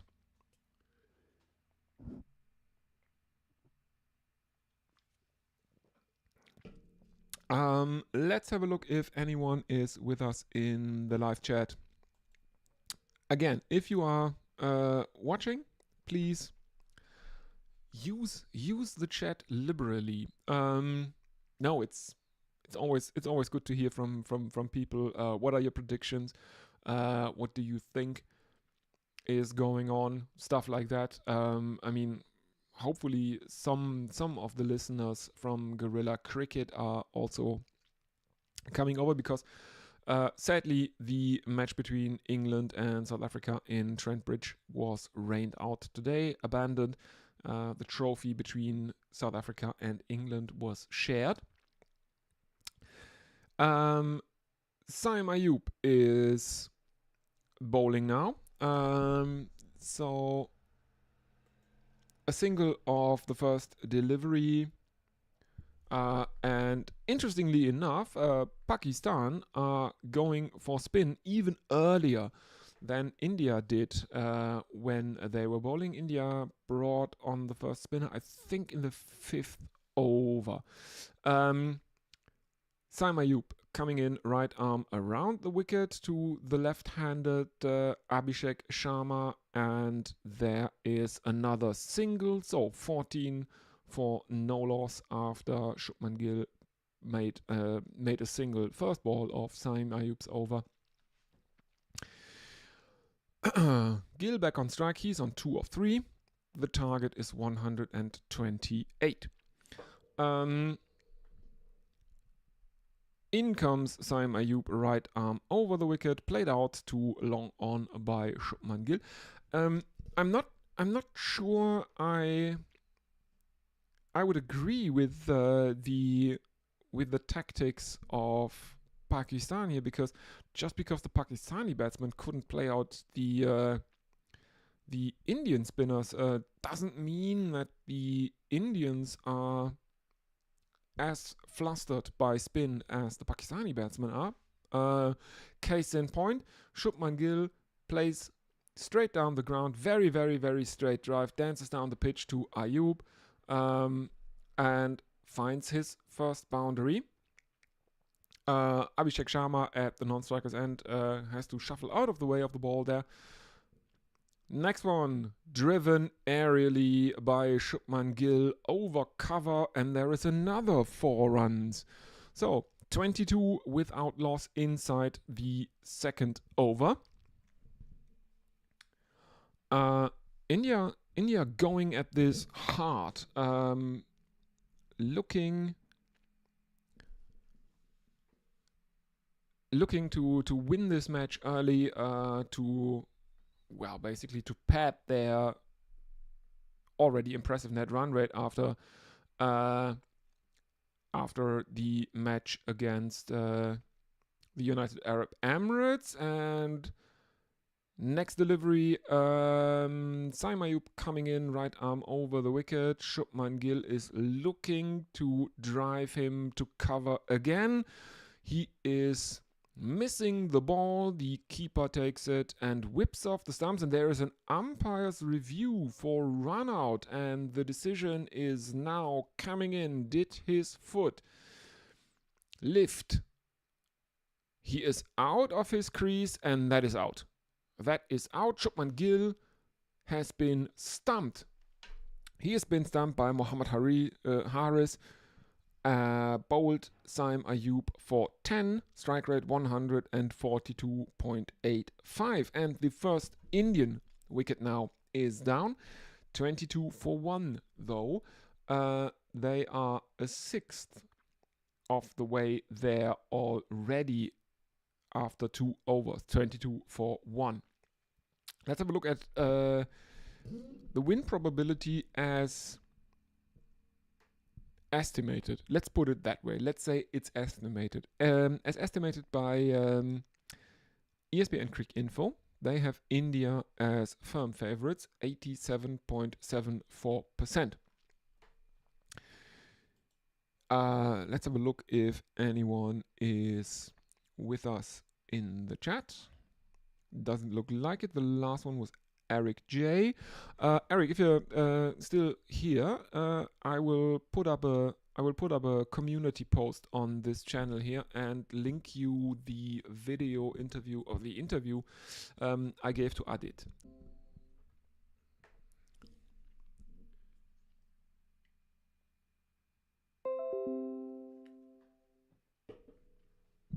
Yeah, somehow there is a bit of a connection problem here. Sorry for that one. Surya Kumar Yadav is the new batsman in, but he is at the non-striker's end, the captain of India. Shaheen Shah Afridi is continuing, and Abhishek Sharma is continuing to punish him because the first delivery of the third over is sliced over third man by Abhishek Sharma for 4 runs. 26 for 1, India, 2.1 overs gone. In comes Shaheen Shah Afridi again, left arm over the wicket, played out to cover by Abhishek Sharma. There is a fielder there though, and that is a dot ball, no run. Yeah. We are seeing replays of the stumping of Shubman Gill, the only Indian wicket to fall thus far.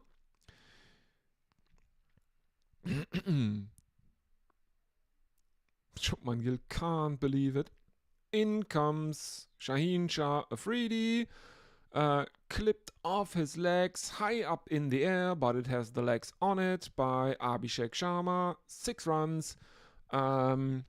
That is the second 6 of the innings. Both of them belong to Abhishek Sharma. This time it is over long on. 85 meters, this 6, which is probably the longest of the match so far. The only number I can remember from Pakistan's innings was one of the 6s that Shaheen Shah Afridi hit, and that was 81 meters. In he comes again, driven straight by Abhishek Sharma, and that is a single. Surya Kumar Yadav is now on strike. First delivery the Indian captain will have to face is the penultimate of Shaheen Shah Afridi's second over. India 33 for 1, target 128. Yeah, I was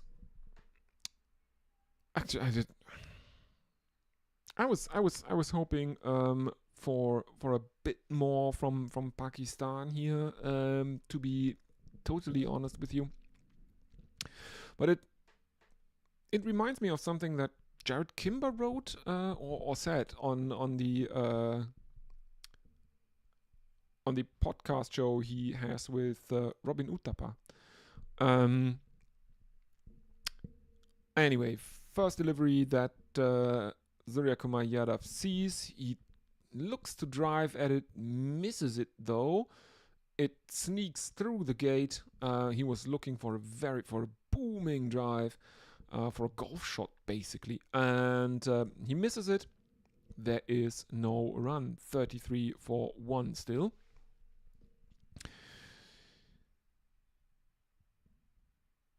In comes Shaheen Shah Afridi, left arm over the wicket, driven straight by Surya Kumar Yadav, but they don't take the run because that would have been a very risky and quick one. They would have had to steal because the fielders from both mid-on and mid-off converge on that delivery. Dot ball to end the over. India 33 for 1 after 3 overs. And Saim Ayub is coming back into the attack for Pakistan. He has 1 wicket in the contest thus far. The stumping of Shubman Gill that was bowled by him. Abhishek Sharma is now on strike. And Abhishek Sharma is on 23 of 9, and he steps back, gives himself room, and aerially drives one over cover. The fielder in the deep, coming in from long off, has no chance of reaching that. That is another boundary for India, 37 for 1. Abhishek Sharma is looking real good here, but what I was going to say was that Jared Kimber and Robin Uthappa in the Kim Appa show, they were talking about India basically playing science fiction cricket while everyone else is still, or they are building an interstellar spaceship while everyone else is still looking for a wrench. Just to hammer that point home, Ayub is now getting punished by Abhishek Sharma, who drives him again, this time for another 4. India, 41 for 1 now. Abhishek Sharma, 31 of 12. Surya Kumar Yadav at the non-strikers and the captain. He is on none of 2. Saim Ayub with figures of 1 for 18 after 1.3 overs. And again, Abhishek Sharma is looking for the aerial drive, but this time there is a fielder out in the deep, and Abhishek Sharma holds out. He is gone. That is Fahim Ashraf who is catching that one. Abhishek Sharma has to go. Caught Fahim Ashraf, bowled Saim Ayub, 31, strike rate 238. And I think that is basically the only way India can lose this match from here. I think they're looking to end it quickly. They won their match against the United Arab Emirates. They were chasing a very low total, around 50 or something like that, and they chased it down inside the power play.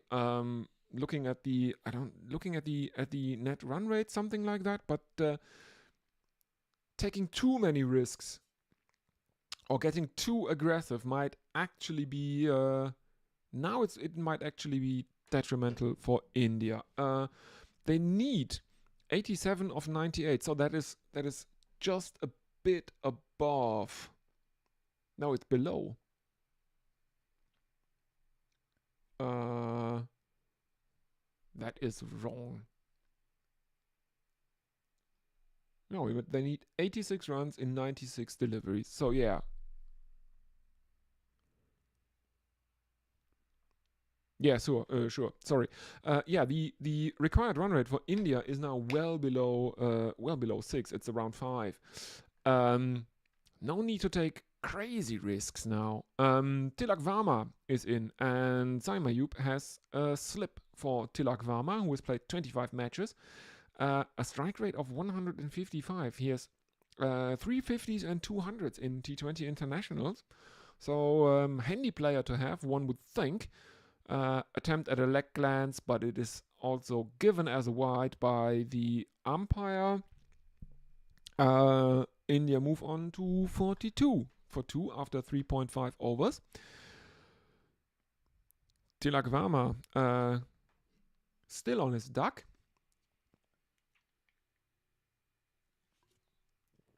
And the final delivery of Saim Ayub's second over is coming in. Tilak Varma steps back, drives squarely, and there is a fielder there. No run, dot ball, 42 for 2, 9 runs, 1 wicket off the 4th over of the innings. Let's have a look if anyone is with us. Reminder, if you are watching, please go ahead and use the YouTube chat. That's also that's always nice. Getting in touch with people, stuff like that. Yeah, if you are new and like what you see, you can always subscribe to the channel. Doesn't cost you anything. And we have the first change in bowling for Pakistan. We have the leggy Abra Ahmed, who was very inconsequential during the Pakistani batting innings. He's now very cross with the rest of his team. He's shouting as people apparently are not doing what he wants them to do in the field. Getting a bit agitated here.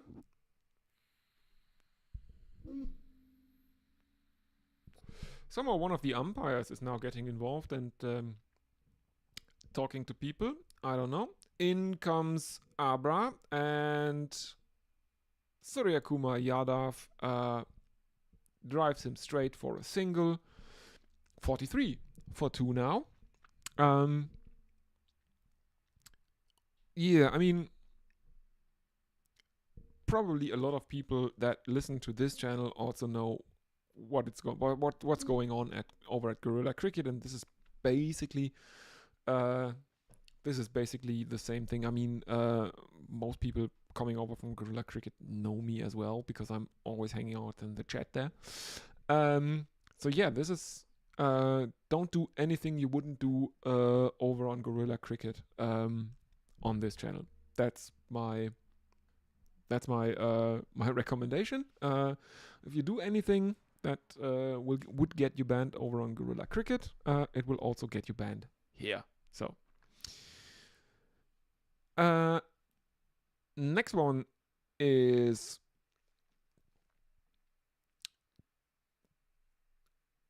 picked off his pads by Tilak Varma, the left-hander, and he finds a gap in the inner ring, and the Indians run 2.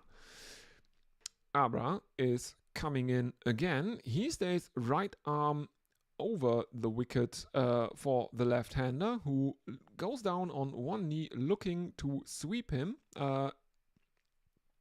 Doesn't really get a hold of it, but it loops over the keeper's head, and they run another single.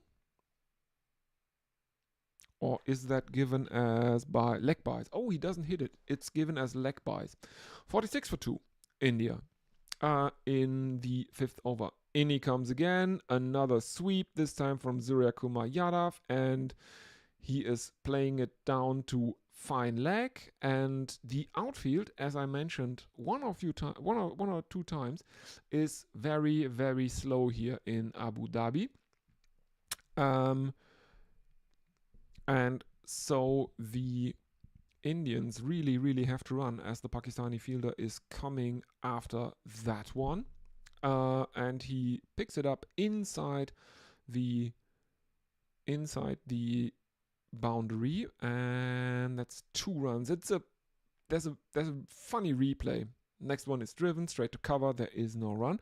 There's a very funny replay because Surya Kumar Yadav did obviously get bat and glove onto that last sweep, and Abra is imploring, he's pleading with the umpire to give him out LBW, and we are seeing Surya Kumar Yadav standing in front of the stumps. In front of him is the bowler. He is pleading with the umpire, and behind Surya Kumar Yadav is the keeper, and he is no dude. That's just no, sorry, that's embarrassing. That's not out. If even your keeper looks at your appeal and says, nah, don't do that. That's bad.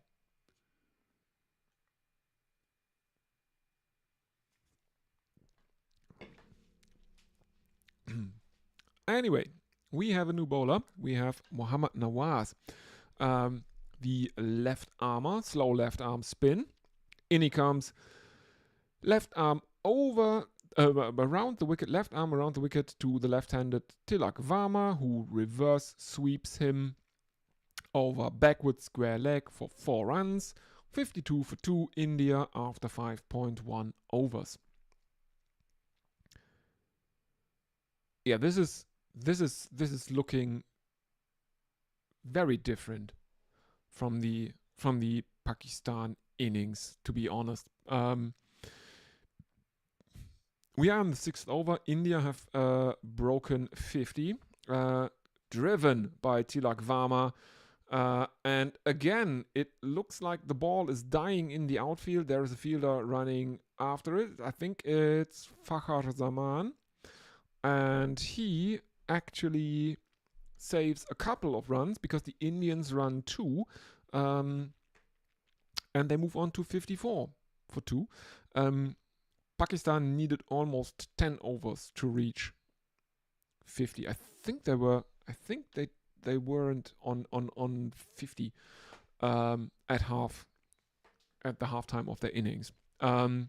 India have now demolished the 50.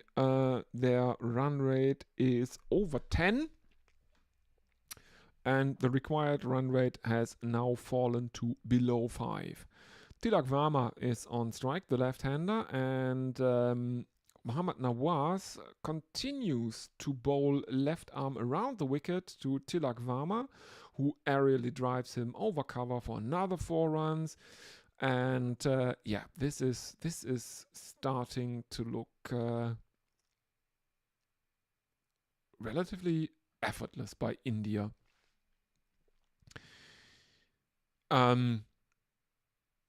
58 for 2. With that boundary brings 58 for 2. There are very, very concerned faces all around in the field for Pakistan. In comes Mohammad Nawaz again. This time he is changed to over the wicket. And it is played out to Shaheen Shah Afridi, who is at deep mid-wicket, and there are a couple of runs in it for India. Tilak Varma moving on to 14 of 8.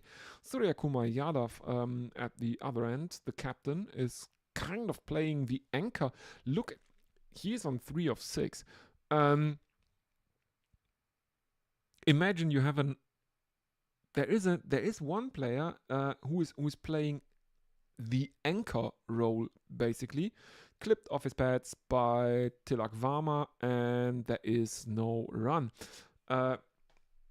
You have one player going along at a strike rate of 50, and your current run rate is still above 10. that should give you an idea of the carnage that was happening at the other end from from Surya Kumar Yadav. A single to end the over from Tilak Varma. He is hogging the strike 61 for 2 after 6 overs. Reminder, the target is 128. Let's have a look if anyone is with us in the chat. Again, if you are listening to this, if you're watching this, please consider liking and subscribing. That really helps a small-ish, it's a small channel like mine. That really helps me out. I made 100 or I crossed 100 subscribers during one of the recent live streams for the Asia Cup, and yeah, thank you very, very much for that. I promised on the community tab that I would record a video of me doing a Ravindra Jadeja celebration, and I will do that. I will film that this week and I will upload it, and I'm also looking into who I might get for a 100 subscriber special. If you have any questions, go over to the public posts tab on my channel. There is a post about a Q&A. If you have any questions, you can always put them there, and I will answer frequently asked questions during that 100 subscriber special. I don't know yet what I'm doing for that. I was looking into maybe we could do a watch along of the 2005 Ashes because I have the box set here. Give me a second.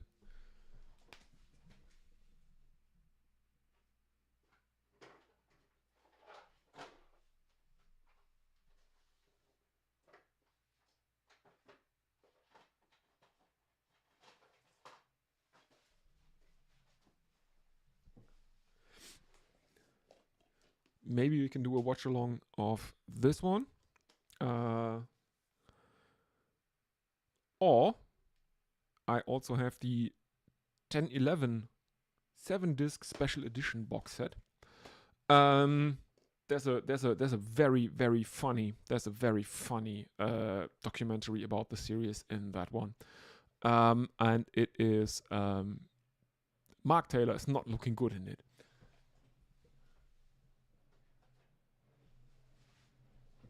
Let's put it that way. And he sounds like a person that recently suffered traumatic brain injury.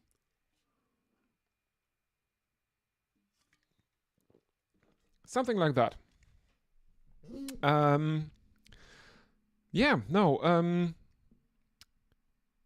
We had an over from Abra Ahmed again. He conceded 3 runs in this one, 3 singles at the back end of that. India end the 7th over on 64 for 2. They need 64 of 78 now. Let's have a look if anyone is with us in the YouTube chat.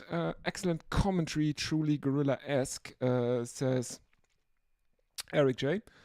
He also says, I'm getting some young Woody Allen vibes. Don't know. I'm not the biggest Woody Allen fan, I have to admit. I don't know. I never really got his kind of humor. It was a bit too neurotic, I think, for me. Anyway, we have a change in bowling. We have Mukim coming on for an over. He is another left arm wrist spinner. So Interesting. Two left arm wrist spinners in the same T20 international match. He has played 19 matches, taken 27 wickets, average of 13.67, economy of around 6. First delivery is a dot ball. As the second is a single towards mid-wicket by Tilak Varma. And that brings Surya Kumar Yadav, the Indian captain, onto strike. India, 65 for 2, 7.2 overs gone. Mokim figures of none for 1, which is not saying much because he's only bowled 2 deliveries thus far. We see Abhishek Sharma joking around with his teammates in the dugout. He got India off to a roaring start. Surya Kumar Yadav goes down on one knee and slaps Mokim over fine leg, and that is 4 runs for India. 69 for 2 now. Yeah, he really steps out of his crease with his front leg, rotates his body about 45 degrees, slaps him over towards fine leg aerially. It bounces once before reaching the boundary. Next one is a square drive. There is a fielder out there. Looks like... Who was that? Doesn't really matter. It's a single for Surya Kumar Yadav, who suddenly has a strike rate of 100 after starting relatively slowly. In comes Mokim again against Tilak Varma. He's bowling left arm over the wicket to the left-hander. There's another single into the leg side by Tilak Varma. Surya Kumar Yadav is back on strike. 71 for 2 India now. And they don't show many signs of slowing down, which is concerning for Pakistan, because this is the point in the Pakistan innings where the run rate really tanked.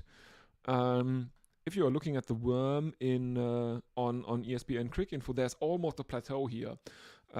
From the 5th to basically the 11th over, they didn't really score any runs, and they didn't score them at any pace. End of the 8th, 71 for 2, and Bumrah is back for his 3rd over of the night. India need 57 runs from 72 balls. The required run rate is below 5. It's 4.75. Tilak Varma is on 19 of 18. Surya Kumar Yadav on 9 of 10.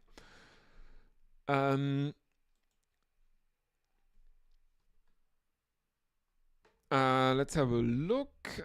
Eric J says, neurotic humor actually sums Woody up, lol. Yeah.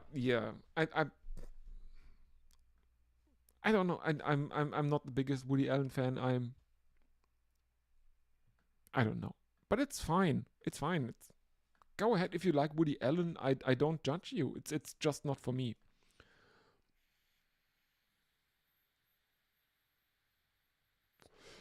So, Bumrah is back. And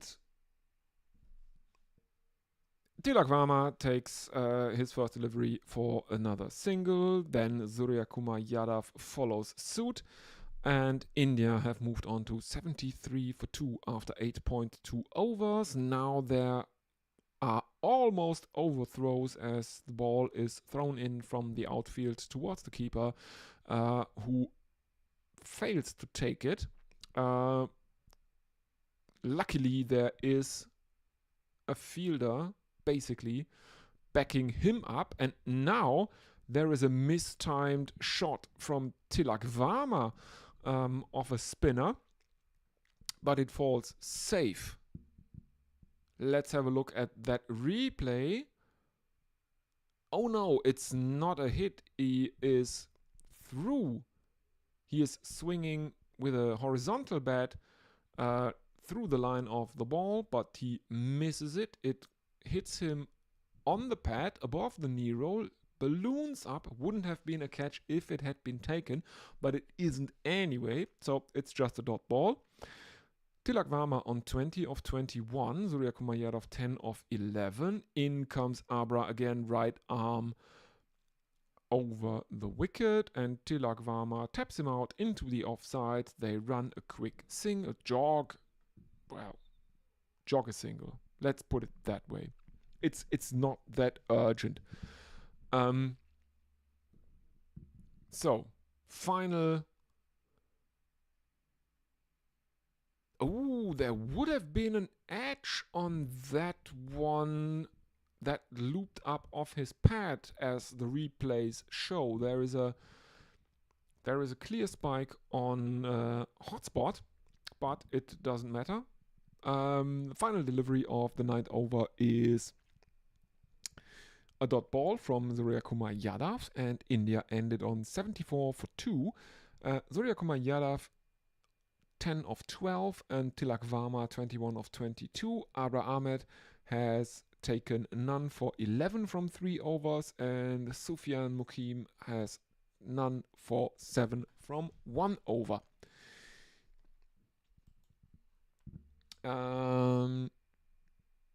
Wonder what's the ratio of Pakistan to India fans in the ground. From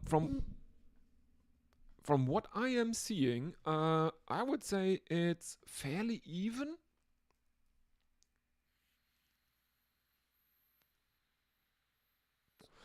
I think it is fairly even, because it is taking place in Dubai, and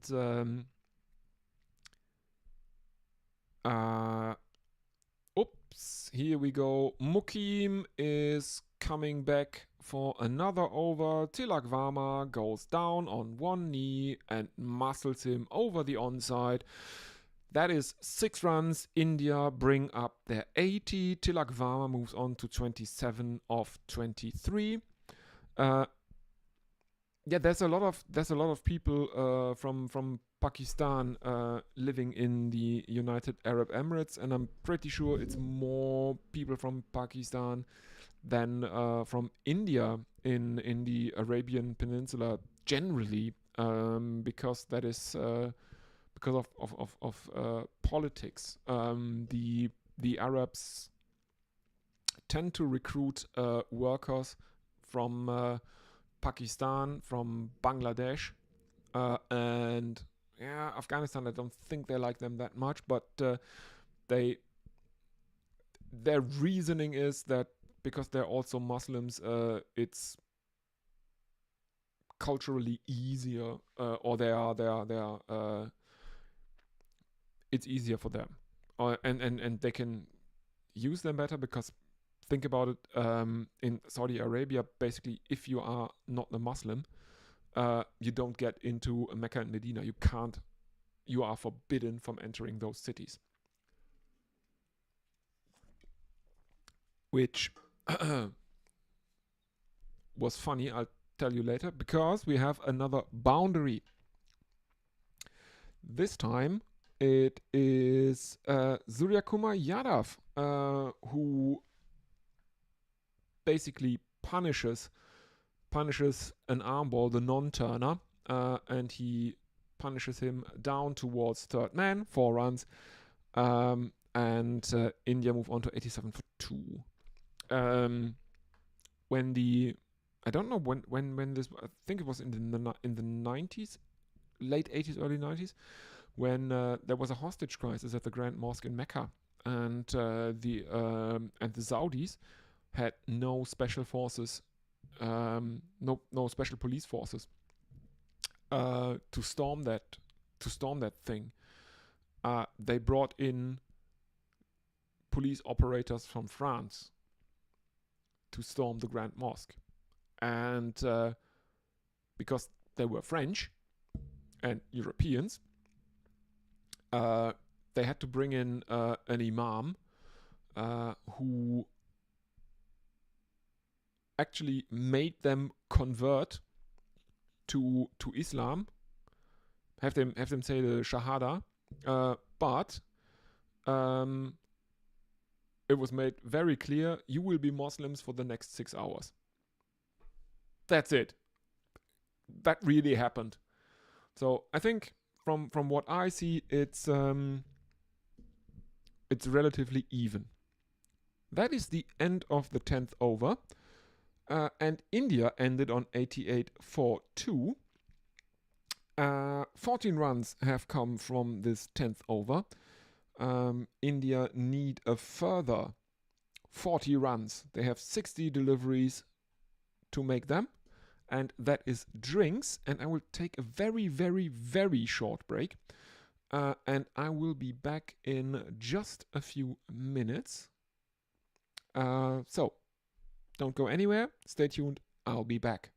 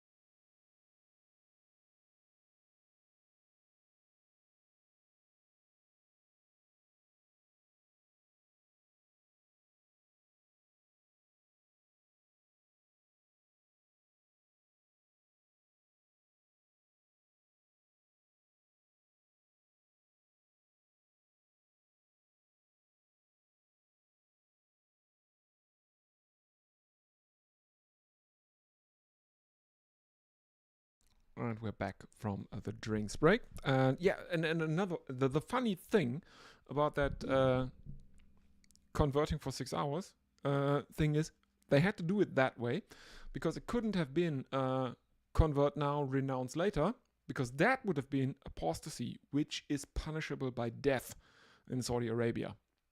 So yeah, it's kind of weird.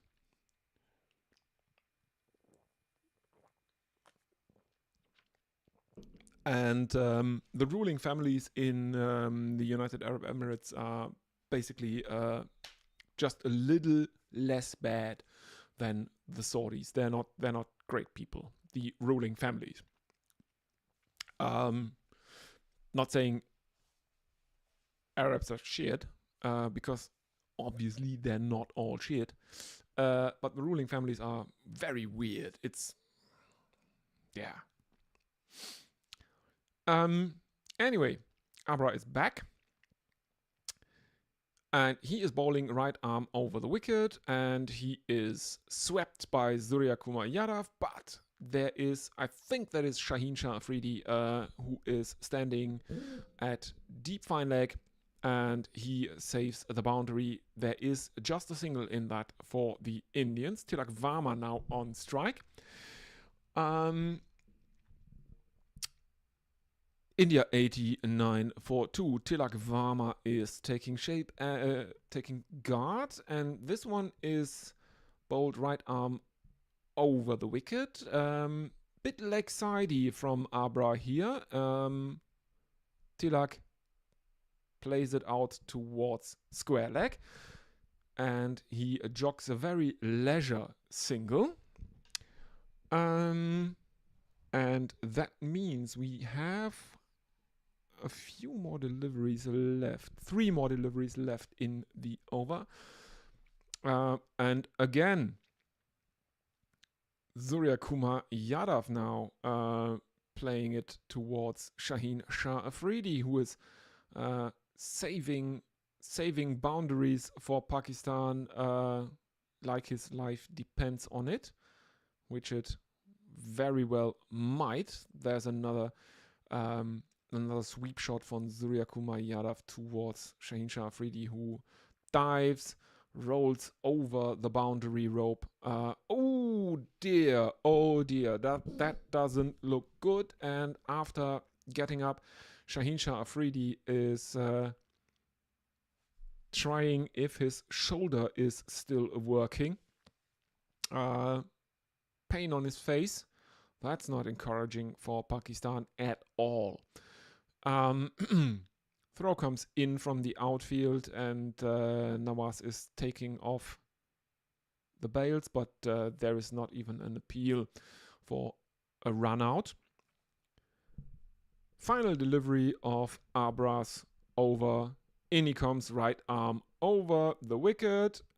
This one gets an inside edge onto the pad. I think it balloons up into the air over the bowler, but there is no other fielder anywhere in the vicinity. India take another relatively easy single. And that means India ended on 93 for 2. 5 runs off the 11th over. And let's have a look at the YouTube chat. Eric J saying, I have some Aussie beverage called Foster's. I think it's safer to shave with it rather than drink it. Yeah, apparently no one in Australia drinks Foster's. I can remember in the, what was it? It is first of all, if you drink Foster's in Europe, it's not brewed in Australia. I think it's Carlsberg. From the giant conglomerate from, I think they are from Denmark. It's brewed somewhere here in Europe, and no one drinks that stuff in Australia. And I remember it was heavily marketed in the late 80s and early 90s here in Europe, and now no one talks about it anymore. Yeah. Foster's is a weird one.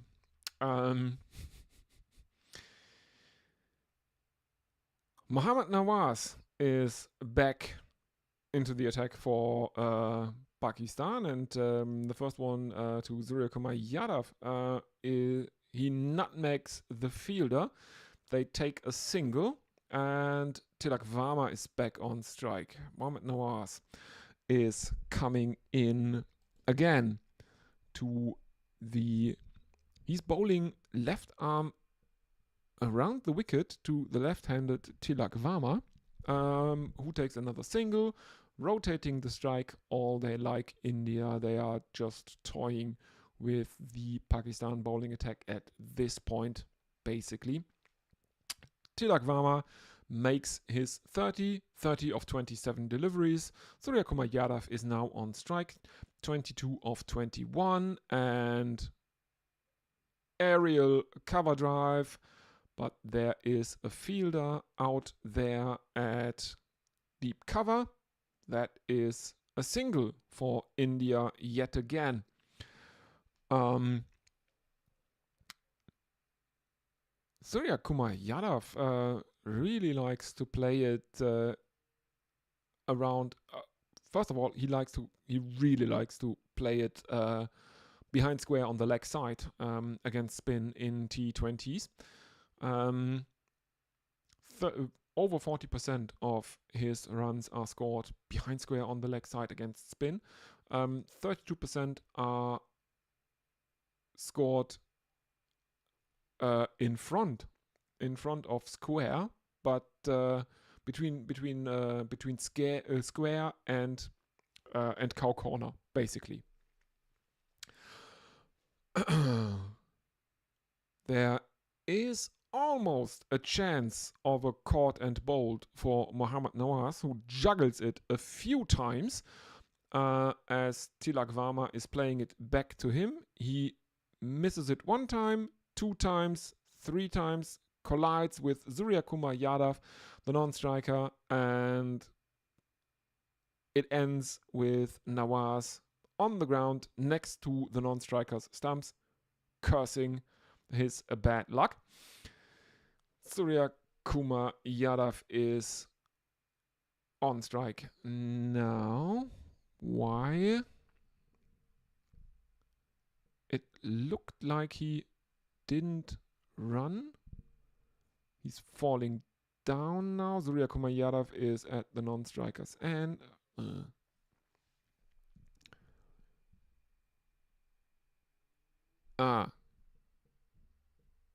Because they showed replays of that juggling, they missed the next delivery. So Tilak Varma made another single. Surya Kumar Yadav now on strike. He is looking to sweep Mohammad Nawaz. There is an appeal for LBW, and Pakistan have reviewed it. I'm not really sure that it looks very, very promising, this appeal.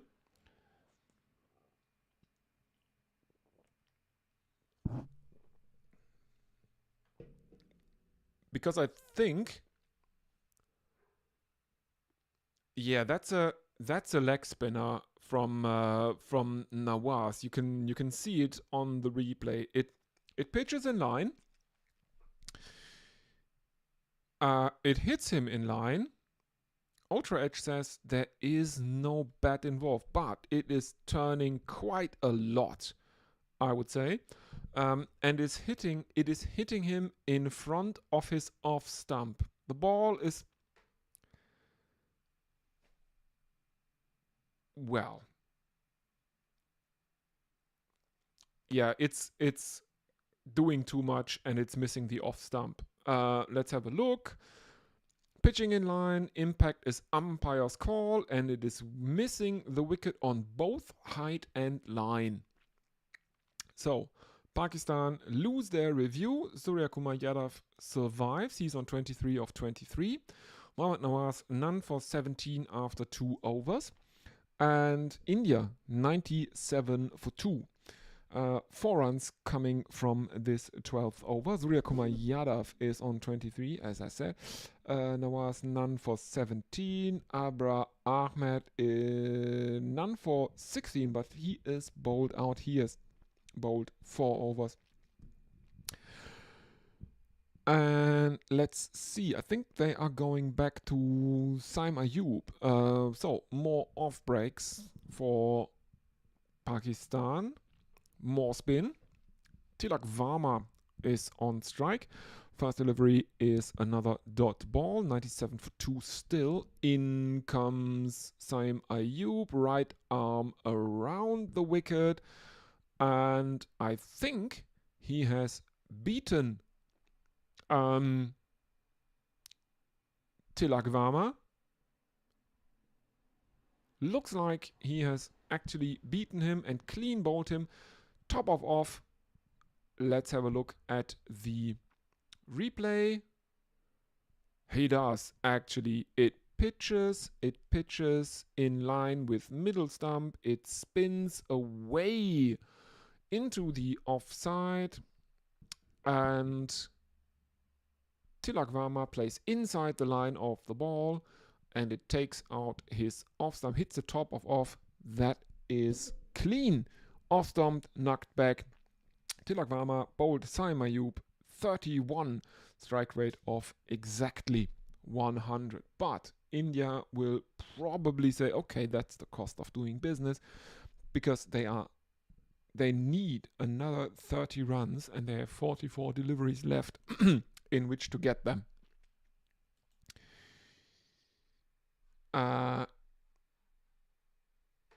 Rich Turner, guten Abend, Lea. Thanks for providing commentary in English. Yes, I was, Rich. I was thinking about it. The thing was, I think it was during the One Day International series when people asked if Guerrilla Cricket would cover the Asia Cup, and they said no. First of all, there's the England versus South Africa series going on at the time. We don't have the time. We don't have the personnel to do it. Stuff and all this stuff.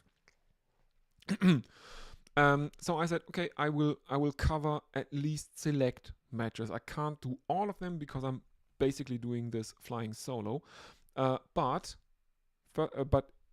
luckily, the Asia Cup matches are at a very convenient time for me. I live in Germany, so Central European Standard Time. They start at 4:30 every day. So that doesn't really collide with anything else. And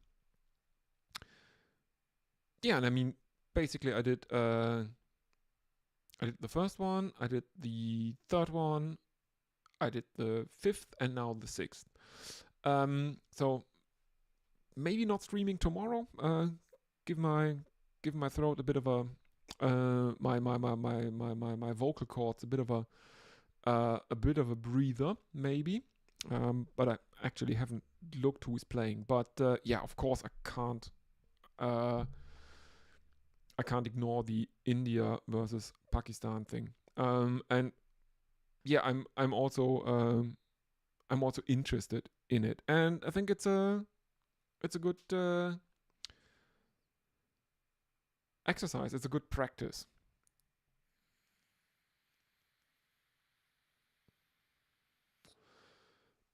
Anyway, the Indians have lost their third wicket, and that means that Shivam Dube is now in. They end the 13th over on exactly 100 for 3.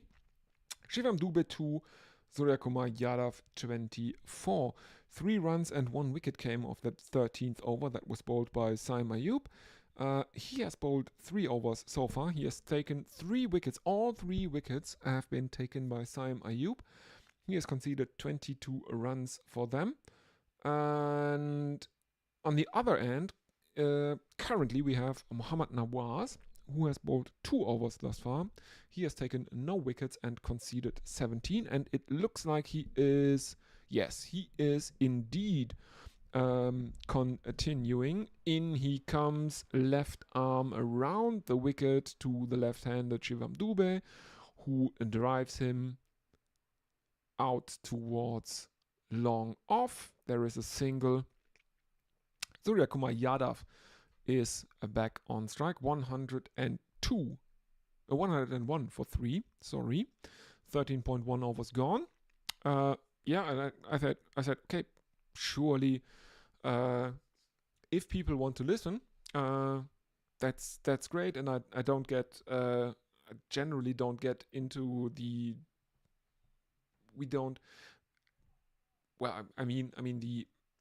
I don't stream on days when the Gorillas would stream. No need to cannibalize the audience there.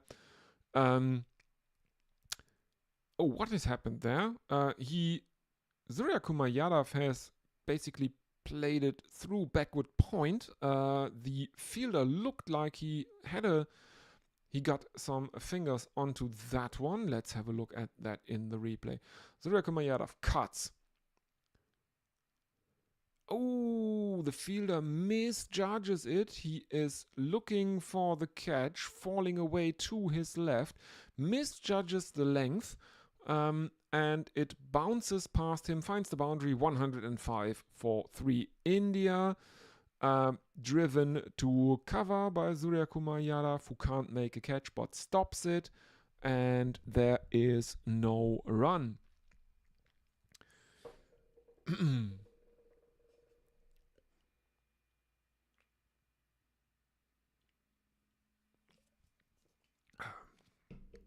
All right, half the over gone. In comes Mohammad Nawaz, left arm around the wicket, cut by Surya Kumar Yadav, and this time he finds the boundary again, and there is no interference by any Pakistan fielder because none are in the vicinity of the ball. 109 for 3. 19 of 38. So the run rate is now the required run rate is now 3 for the rest of the innings, and the win probability, according to ESPN Cricinfo, is 96.83%. It has dropped a bit with that last wicket of Tilak Varma, but 96.83% is, well, pretty safe, I would say.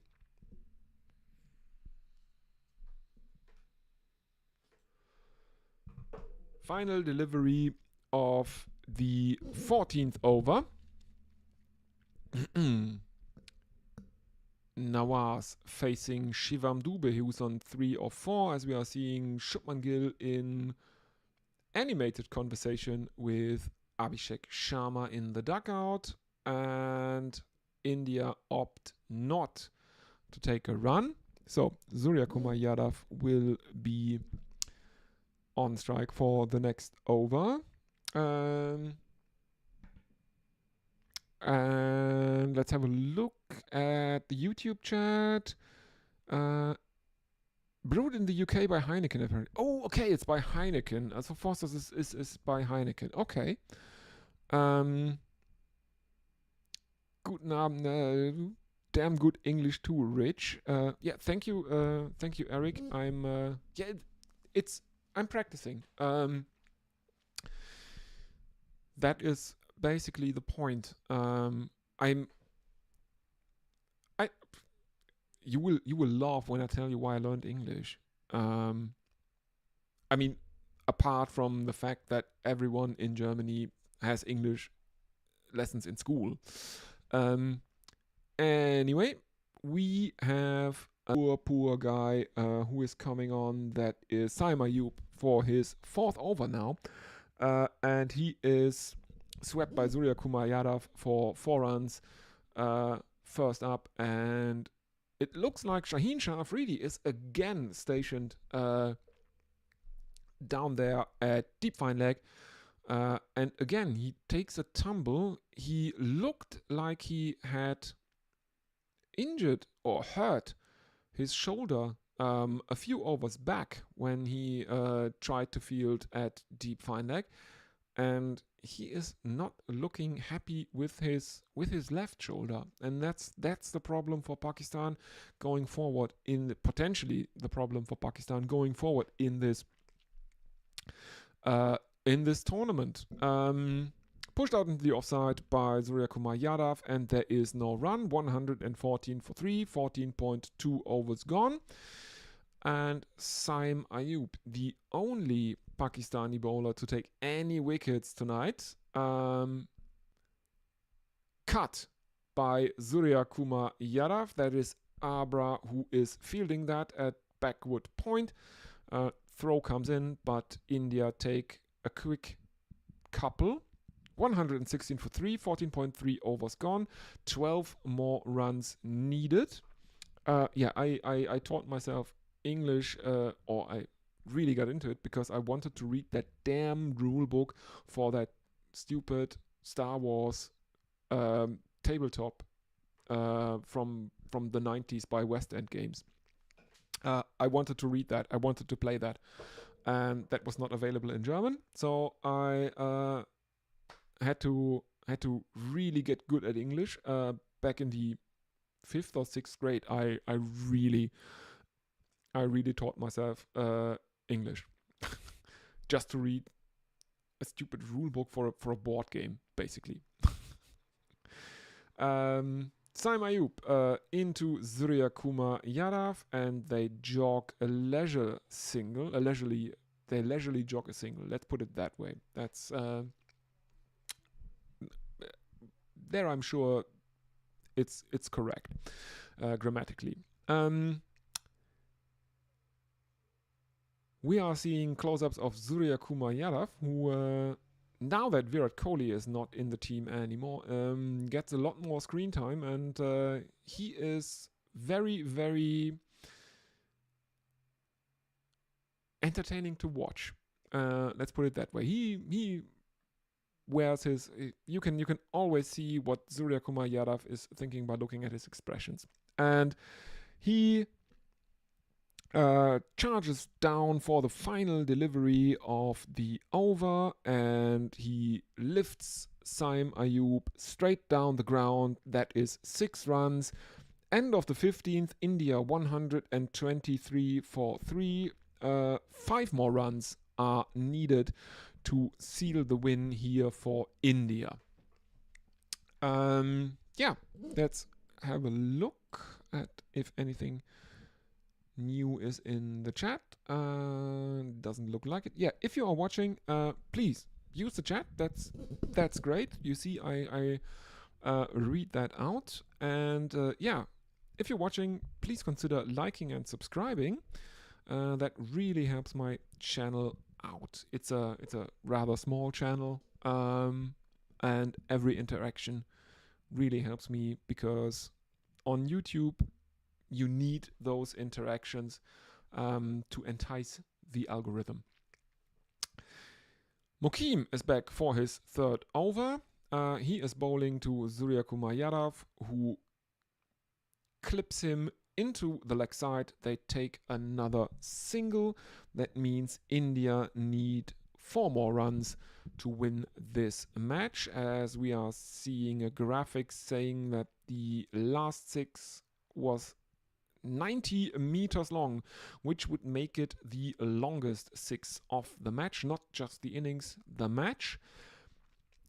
Dubey is playing Mokim into the offside towards cover. They take a single, 125 for 3, 15.2 overs gone. 3 more runs required for India to win, and I think it's no exaggeration if I say, and a miracle for Pakistan to avoid defeat. Surya Kumar Yadav is on strike. In comes Saim Ayub. Attempt at a sweep by Surya Kumar Yadav. He seems to miss it. There is an appeal for LBW as Surya Kumar Yadav is down on one knee. Pakistan reviewing? Yes, indeed, they are reviewing. They are trying everything in their arsenal to avoid this defeat.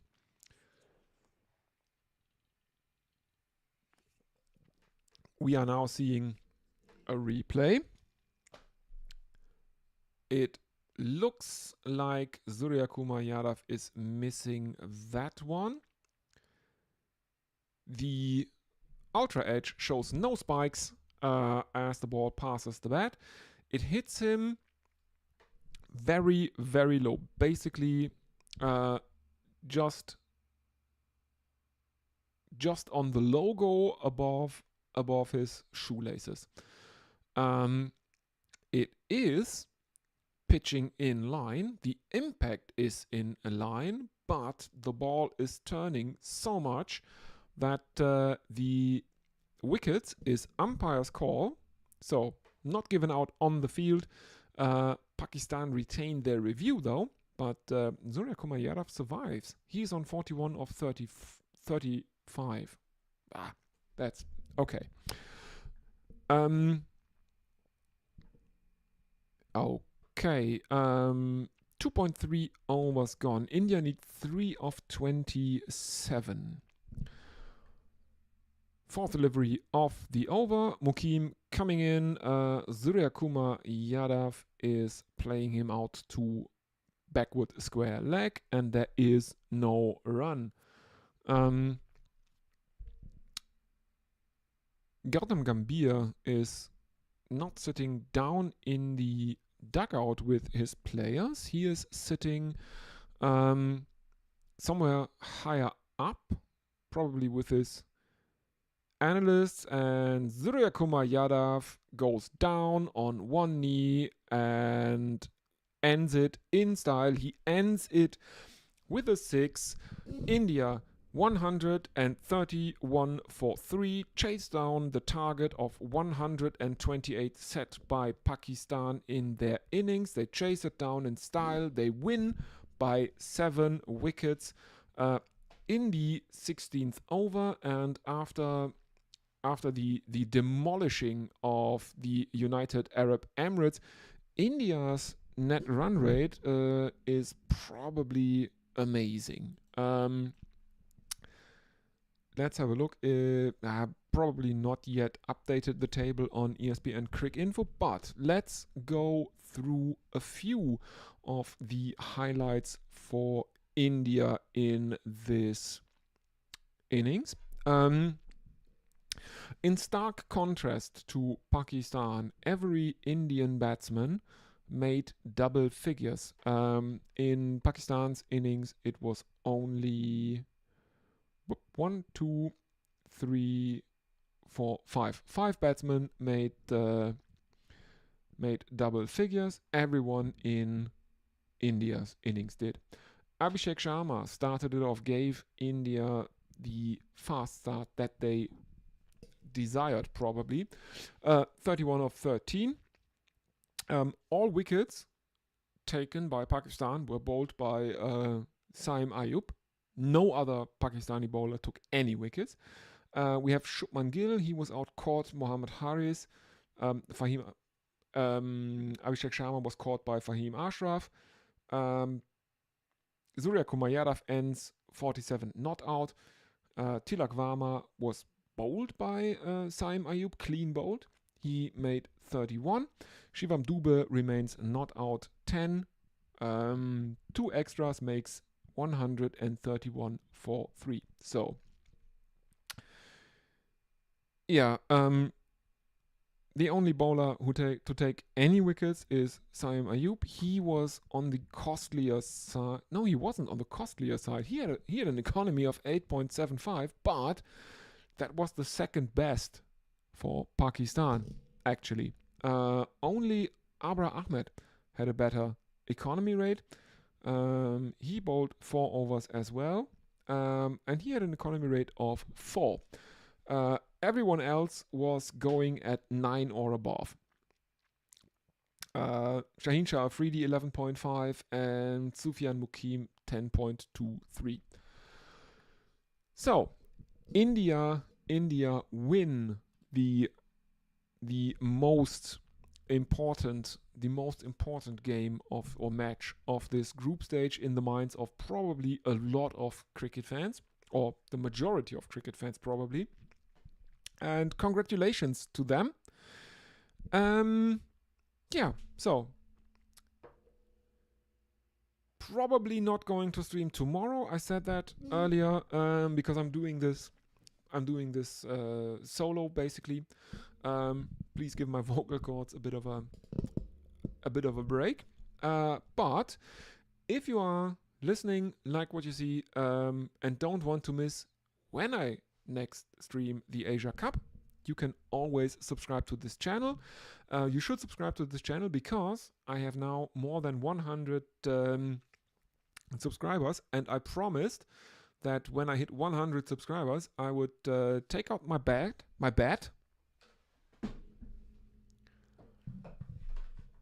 this one here, and record myself celebrating with a sword dance like Ravindra Jadeja does. So I will do that this week, and I will post that to this channel. I will also look into what I can do for a 100 subscriber special. Probably gonna be a Q&A because that's what you do. And maybe get some guests on, friends of the channel, stuff like that for a nice hangout. Yeah. What else? Yes. Look on the posts on my channel. That's especially interesting for Eric J, because I will link the interview I gave to Adit about my background and how I got into cricket. Again, Adit does a podcast. He is one of the White Line Wireless guys. He's back in Indonesia right now, but while he was in Australia, he was part of the White Line Wireless crew, the Box of Dreams. I gave him an interview about my background, and it was just too much to compress into 5 minutes. So, yeah, please forgive me if I'm shutting the stream down now. Thank you very, very much, everyone, for watching, and I'll see you in the